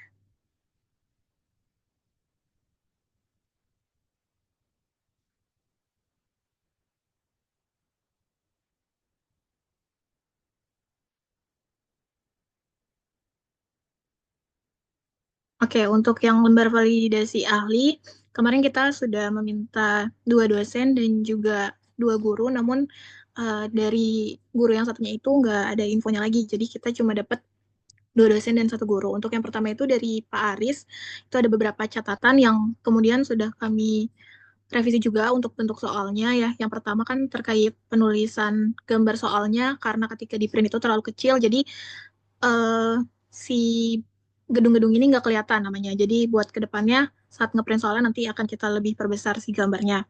Kemudian untuk yang nomor 2, itu juga dapat revisi dari Pak Aris, di mana nggak make sense gitu. Jadi kan awalnya itu mesin fotokopi, tapi di situ keduanya kita ganti jadi print gitu. Jadi kalau print kan bisa diperbesar dan bisa diperkecil.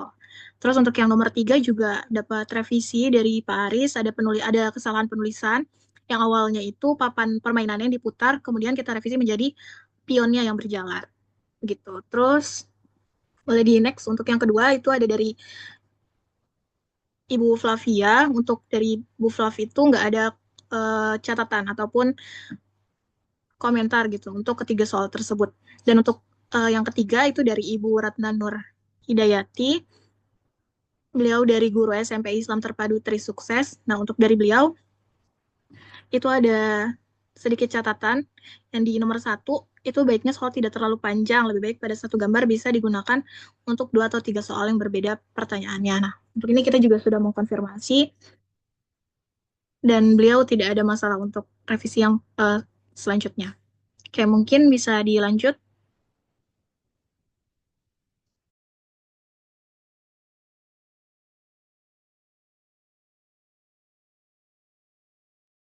Selanjutnya di sini ada tabel penskoran hasil jawaban siswa. Untuk yang kinar, nomor 1 itu dia terdapat kesalahan di bagian pertama yang penjelasan alur perjalanan si Bayunya. Harusnya itu dari sekolah ke toko roti, tapi Kinar nulisnya dari supermarket pergi ke supermarket untuk membeli roti. Jadi total skor yang Kinar dapat itu 12. Untuk yang nomor 2 itu Kinar tidak ada kesalahan, dan untuk yang nomor 3 itu sebentar. Nomor 3 itu Kinar memiliki kesalahan di bagian kesimpulan. Selanjutnya untuk siswa kedua itu Izzy. Izzy itu untuk nomor 1 dia memiliki kesalahan tidak menjelaskan alur perjalanannya Bayu, sehingga mendapatkan total skor 20. Kemudian untuk yang nomor 2 Izzy tidak ada kesalahan. Untuk yang nomor 3 Izzy juga tidak ada kesalahan. Nah, untuk siswa ketiga itu Iqbal. Di sini Iqbal untuk yang nomor 1 memiliki total skor 18 karena untuk yang hasil akhirnya itu salah. Untuk yang nomor 2 Iqbal hanya memiliki total skor 5 karena dia cuma jawab titik-titiknya doang. Terus untuk yang nomor 3 itu memiliki total skor 10. Untuk Seto di sini nomor 1 dia memiliki total skor 14. Untuk yang nomor 2 hanya memiliki total skor 5 dan untuk yang nomor 3 juga hanya memiliki total skor 5. Untuk siswa kelima itu Raffi. Untuk nomor 1 itu dia total skor 20 karena tidak menuliskan alur perjalanannya. Untuk yang nomor 2 itu tidak ada kesalahan dan nomor 3 juga tidak ada kesalahan.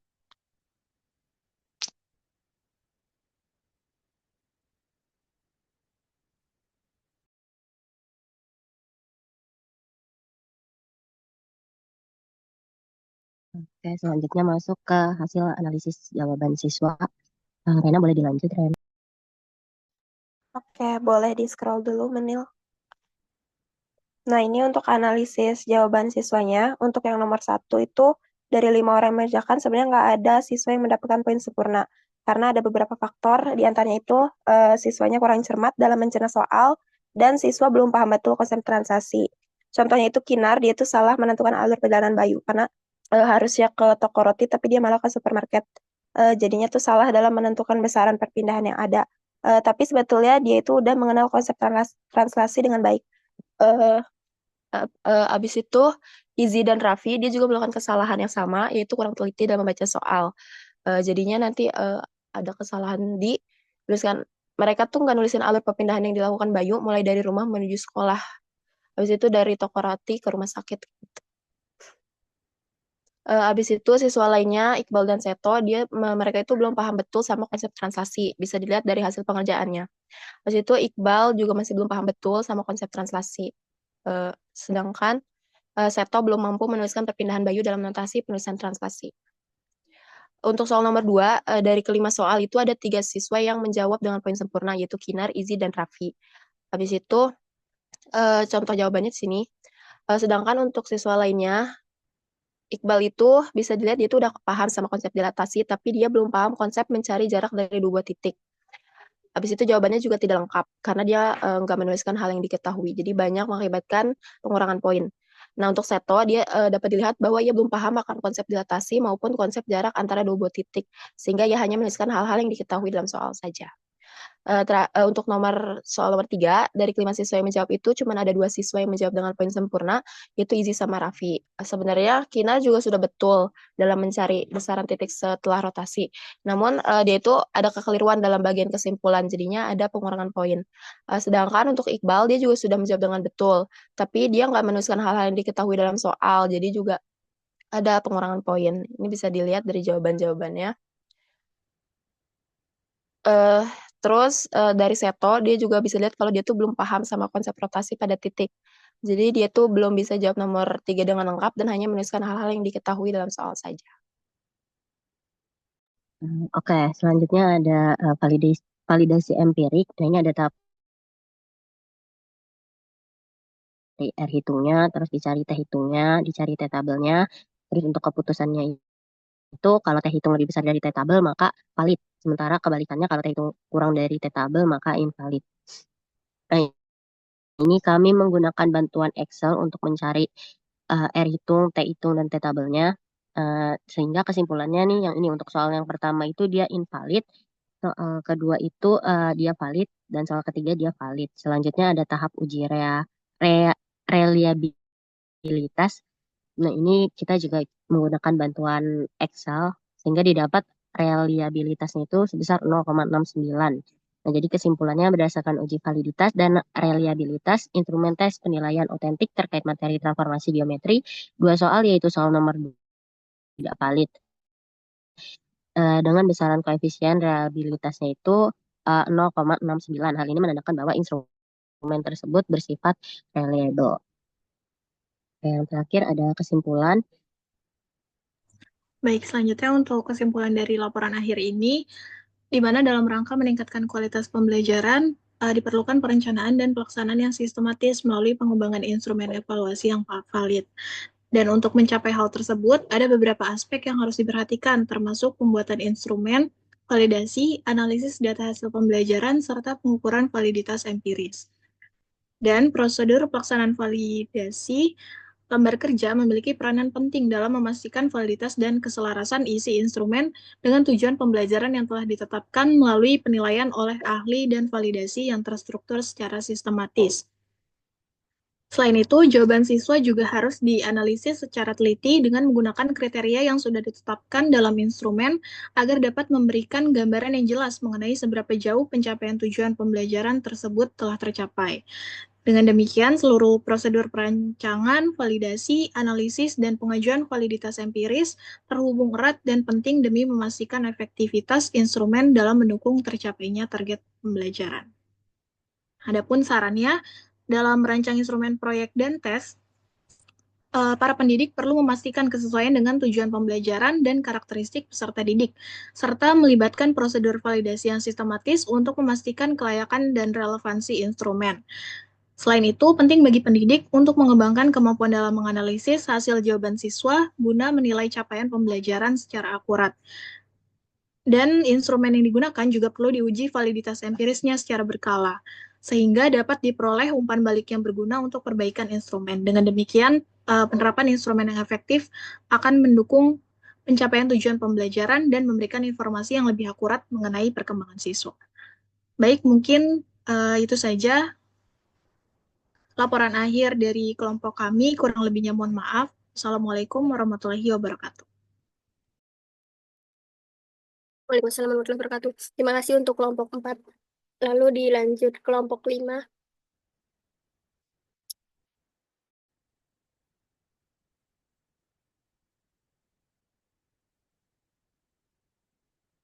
Ya, baik. Sebentar, Dahlia izin share screen.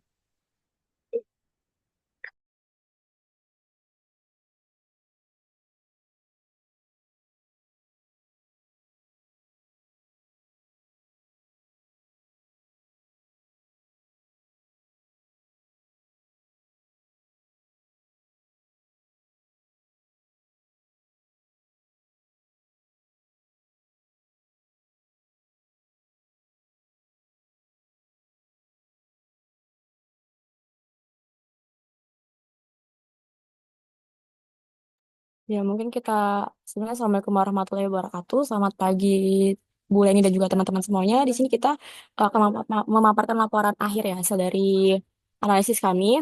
Di mana di sini ada latar belakangnya. Mungkin kami akan review sedikit. Aljabar itu merupakan salah satu komponen penting dalam kurikulum matematika kelas 7 SMP ya.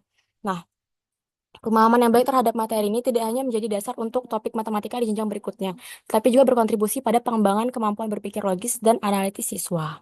Nah, analisis terhadap jawaban siswa memainkan peran penting dalam memahami sejauh mana materi aljabar telah disampaikan. Laporan ini bertujuan untuk menyusun soal evaluasi yang relevan dengan materi aljabar kelas 7 SMP, menganalisis jawaban siswa terhadap soal tersebut. Dengan demikian, hasil laporan ini diharapkan dapat membantu meningkatkan kualitas pembelajaran matematika khususnya pada materi aljabar. Berikut ada rumusan masalah, kemudian tujuannya. Selanjutnya di sini ada penilaian autentik yang pada pertemuan sebelumnya kami sudah paparkan. Di sini ada soalnya. Soal ini yang kami gunakan untuk menganalisis sampai sejauh mana pemahaman siswa. Kemudian ada rubrik penilaian. Di sini ada berisi skor. Kemudian selanjutnya di sini kami ada penilaian kinerja portofolio yang sudah kami paparkan juga pada pertemuan sebelumnya. Nah, selanjutnya di sini ada hasil uji validasi. Jadi dari ketiga soal tersebut kami melakukan uji validasi kepada 2 ahli dan juga 1 guru yang mendapatkan hasil layak sehingga soal kami itu dapat digunakan untuk kami sebar kepada siswa. Kemudian jawaban dari siswa tersebut kami analisis. Selanjutnya ada hasil uji empirik. Nah, di sini kami menggunakan Microsoft Excel ya untuk melakukan perhitungannya. Jadi untuk soal nomor 1 ini mendapatkan hasil R-nya itu atau korelasinya itu kurang dari 0,03 yang termasuk dalam apa ya soal tersebut invalid. Kemudian untuk soal nomor 2 juga hasilnya itu R-nya kurang dari 0,03, yang mana soal nomor 2 juga invalid, dan soal nomor 3 juga ini R-nya kurang dari 0,03, termasuk dalam kategori invalid juga soalnya. Jadi berdasarkan hasil analisis validitas empiris terhadap instrumen soal yang telah kami buat tersebut, ditemukan bahwa soal-soal itu memiliki tingkat validitas yang rendah. Hal ini menunjukkan bahwa butir soal belum mampu secara optimal mengukur kompetensi yang diharapkan sesuai dengan indikator pembelajaran. Oleh karena itu, diperlukan adanya revisi terhadap instrumen soal, baik dari segi kesesuaian dengan indikator maupun kejelasan redaksional agar dapat meningkatkan validitas dan efektivitas soal sebagai alat evaluasi. Jadi kesimpulan dari hasil empirik ini, ketiga soal kami belum valid. Tuh. Kemudian untuk hasil analisis jawaban siswa, kami melakukan analisis terhadap 5 siswa. Oke, untuk soal nomor, kemudian untuk hasil analisisnya juga kami sudah paparkan pada pertemuan sebelumnya.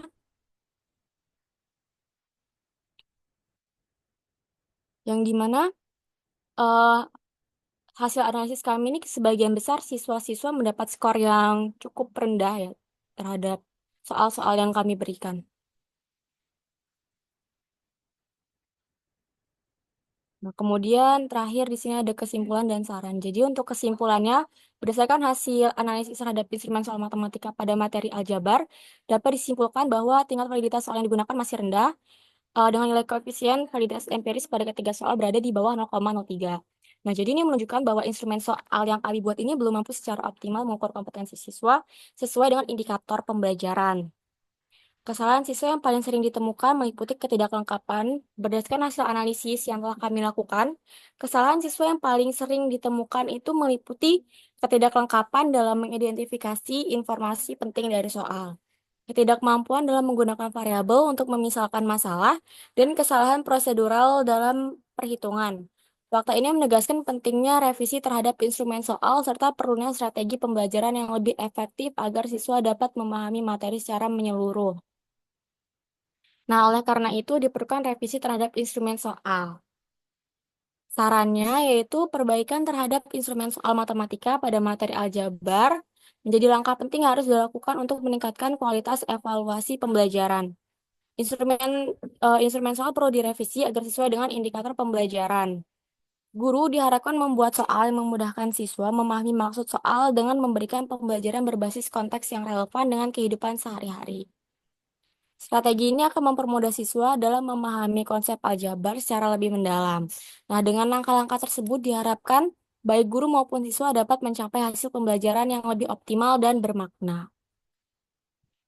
Kemudian di sini ada lampiran. Lampiran yang pertama ini hasil dari validasi ahli, yaitu guru matematika.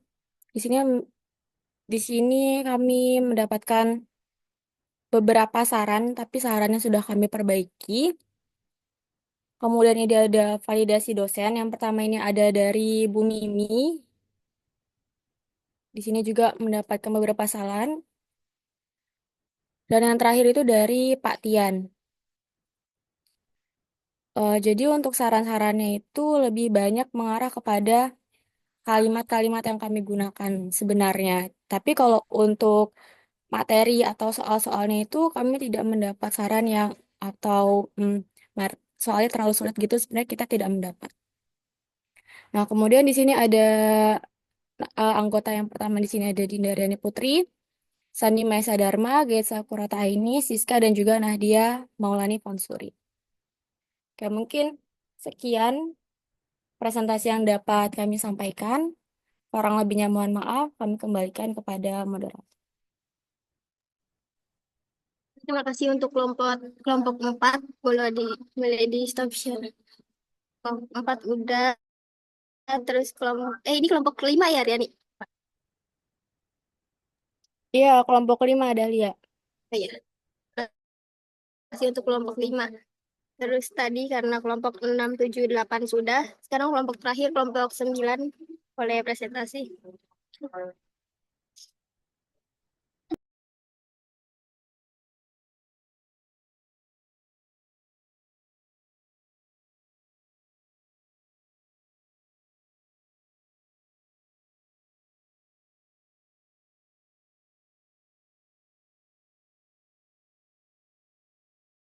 Sebentar Dahlia.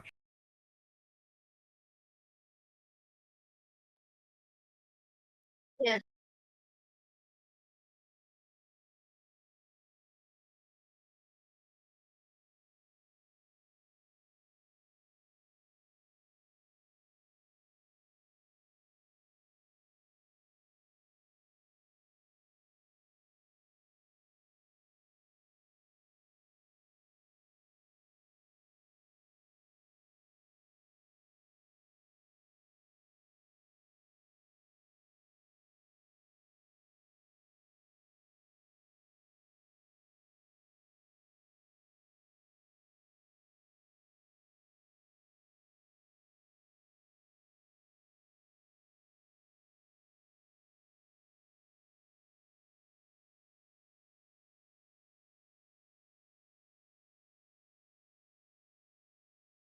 Nah, oke.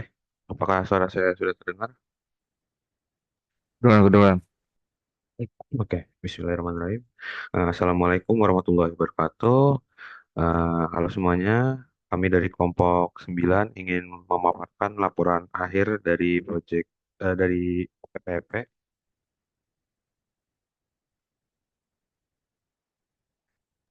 Sabar, sabar. Kenapa salah?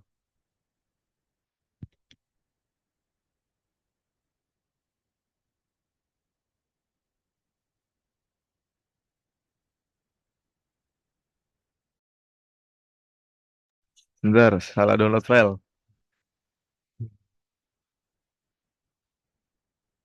Boleh diulang. Oke. Nah, sebelumnya perkenalkan kelompok kita itu pertama ada saya Diki Kurniawan. Lalu berikutnya ada Faisal Rafli Alfairus, lalu ada Haikal Dito Pratama, lalu ada Ebriski Akbar Syaf, dan yang terakhir ada Saidina Pamail.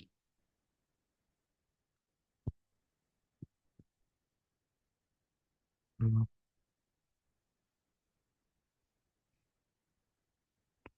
Dari mana nih? Nah, oke.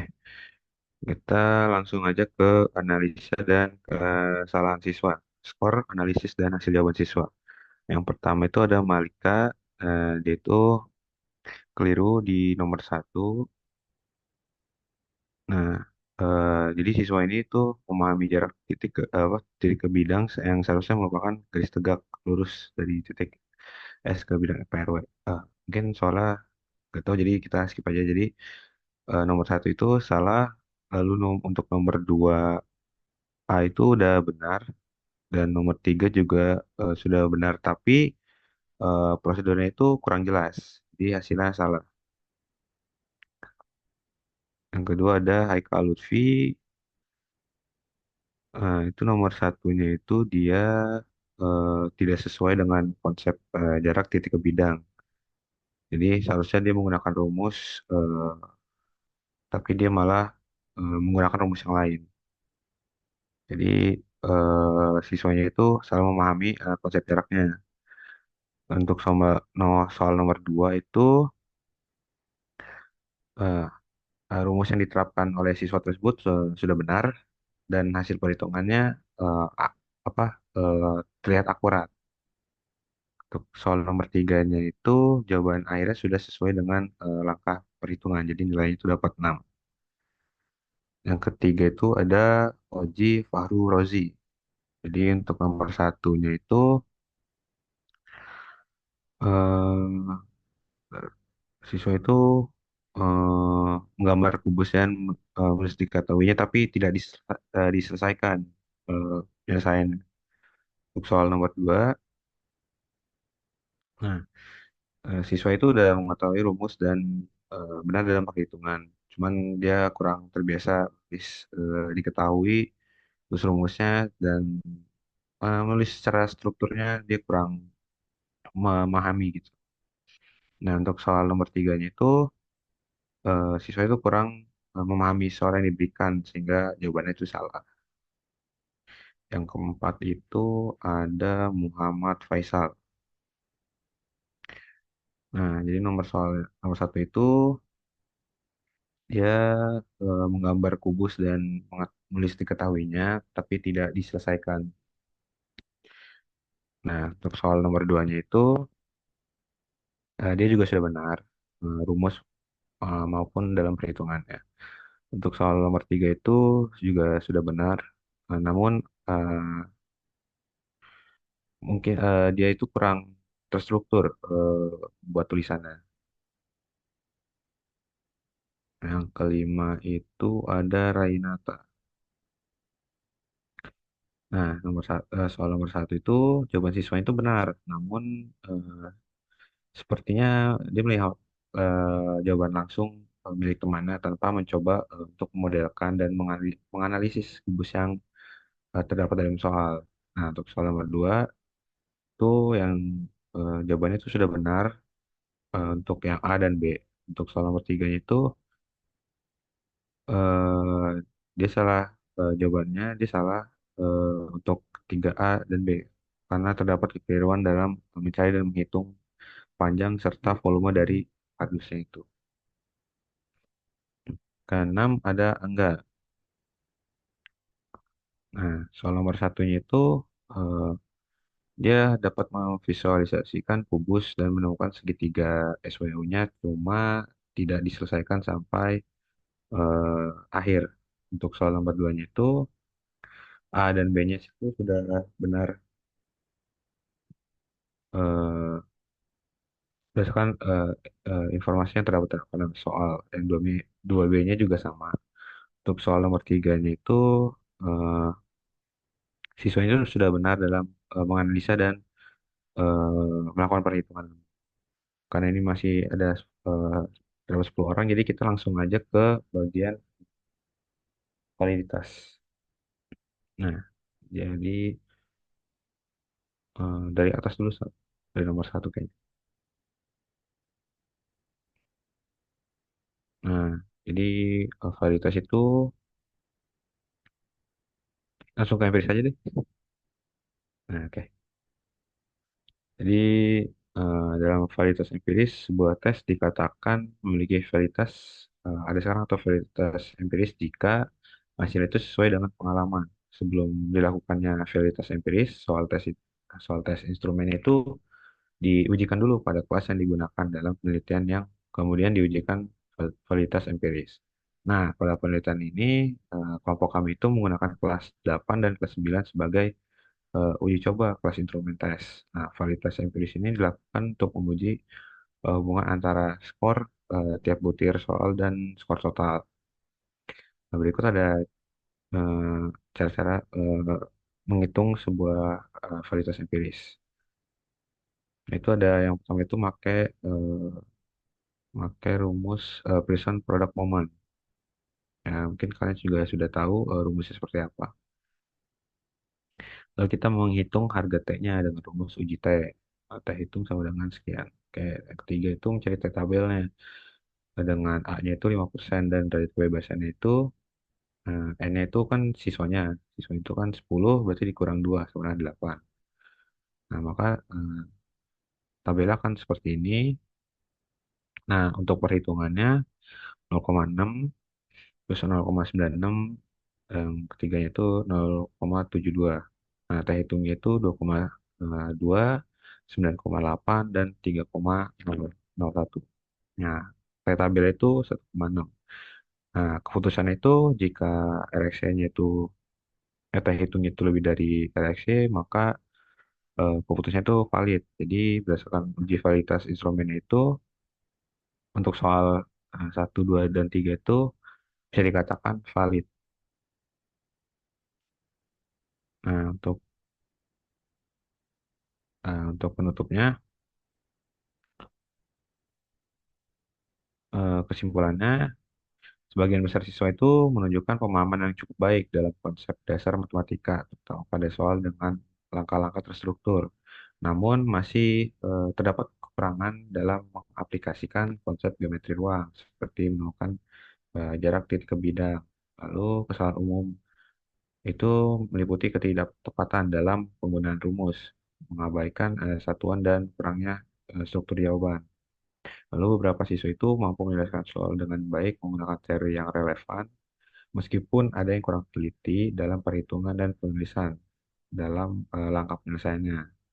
Yang keempat itu, instrumen yang digunakan dalam penelitian cukup membantu dalam mengidentifikasi tingkat pemahaman siswa, tetapi beberapa siswa itu menunjukkan miskonsepsi atau tidak mampu memahami soal secara mendalam. Dan yang terakhir, itu seluruh siswa masih belum terbiasa dengan menuliskan diketahui, ditanya, dan cara jawaban terstruktur dalam lembar jawaban. Padahal hal tersebut itu membantu dalam menganalisis soal dan memakai penyelesaian yang tepat dan dalam menemukan jawaban. Lalu ke sarannya, yang pertama itu eh, memperkuat pemahaman konsep dasar karena banyak siswa yang masih kesulitan ya dalam memahami konsep dasar bangun ruang. Jadi kita sebagai guru mungkin bisa mencoba menggunakan alat bantu yang lebih menarik dan nyata. Contohnya itu yang ada di sekitar kita seperti dadu, origami, atau bahan aplikasi digital interaktif yang membantu siswa memahami bentuk dan rumus yang lebih baik. Yang kedua itu soal yang lebih dekat dengan kehidupan sehari-hari. Jadi supaya materinya itu terasa lebih relevan dan mudah dipahami, soal yang diberikan itu bisa dikaitkan dengan masalah nyata yang sering kita temui siswa, sering temui kita dan siswa, seperti menghitung volume kolam, kolam renang, luas permukaan kali minuman, atau merancang sebuah bangun ruang sederhana. Ini akan bantu siswa lebih tertarik dan memahami pentingnya eh, konsep matematika dalam kehidupan. Yang ketiga itu melatih ketelitian dan pemahaman soal. Karena banyak kesalahan muncul akibat kurang penelitian, sebaiknya guru itu memberikan latihan bertahap yang dimulai dari soal yang sederhana, lalu meningkat ke soal yang lebih kompleks. Setelah itu, siswa itu jadi terbiasa untuk membaca soal dengan cermat terlebih dahulu, lalu berdiskusi dan mengecek jawaban bersama teman dan guru atau guru. Apakah sudah selesai, Sal? Ya, mungkin itu aja dari kelompok kami. Kurang lebihnya mohon maaf. Wassalamualaikum warahmatullahi wabarakatuh. Saya kembalikan kepada Dahlia. Assalamualaikum warahmatullahi wabarakatuh. Makasih kelompok 9. Oh ya, karena Bu Leninya belum masuk, sebelum aku tutup, itu ya teman-teman, izin ingatin penamaan format file laporan akhirnya. Kelompok 1 udah betul, laporan akhir tugas CPP. Kelompok 2 udah, kelompok 3 udah. Terus gimana nih ke bawahinnya? Itulah pokoknya. Tadi aku lihat ada yang belum sama. Yang laporan akhirnya, ini kelompok 4, laporan akhir tugas PPP, gitu ya harusnya. Kelompok 5, laporan akhir. Yang laporan akhirnya itu formatnya nomor kelompok. Terus ini yang garis di bawah tuh apalah namanya. Tugas laporan akhir tugas CPP gitu. Terus yang aku tandain di grup tuh yang Bu Leni bilang di laporan akhir di paling bawahnya bagian lampiran ada tambahin foto kalian, foto semua anggota kelompok sama nama sama NIM gitu. Terus tadi aku nanya ke Bu Leni, apa tuh ini kan udah laporan akhir, itu perlu ada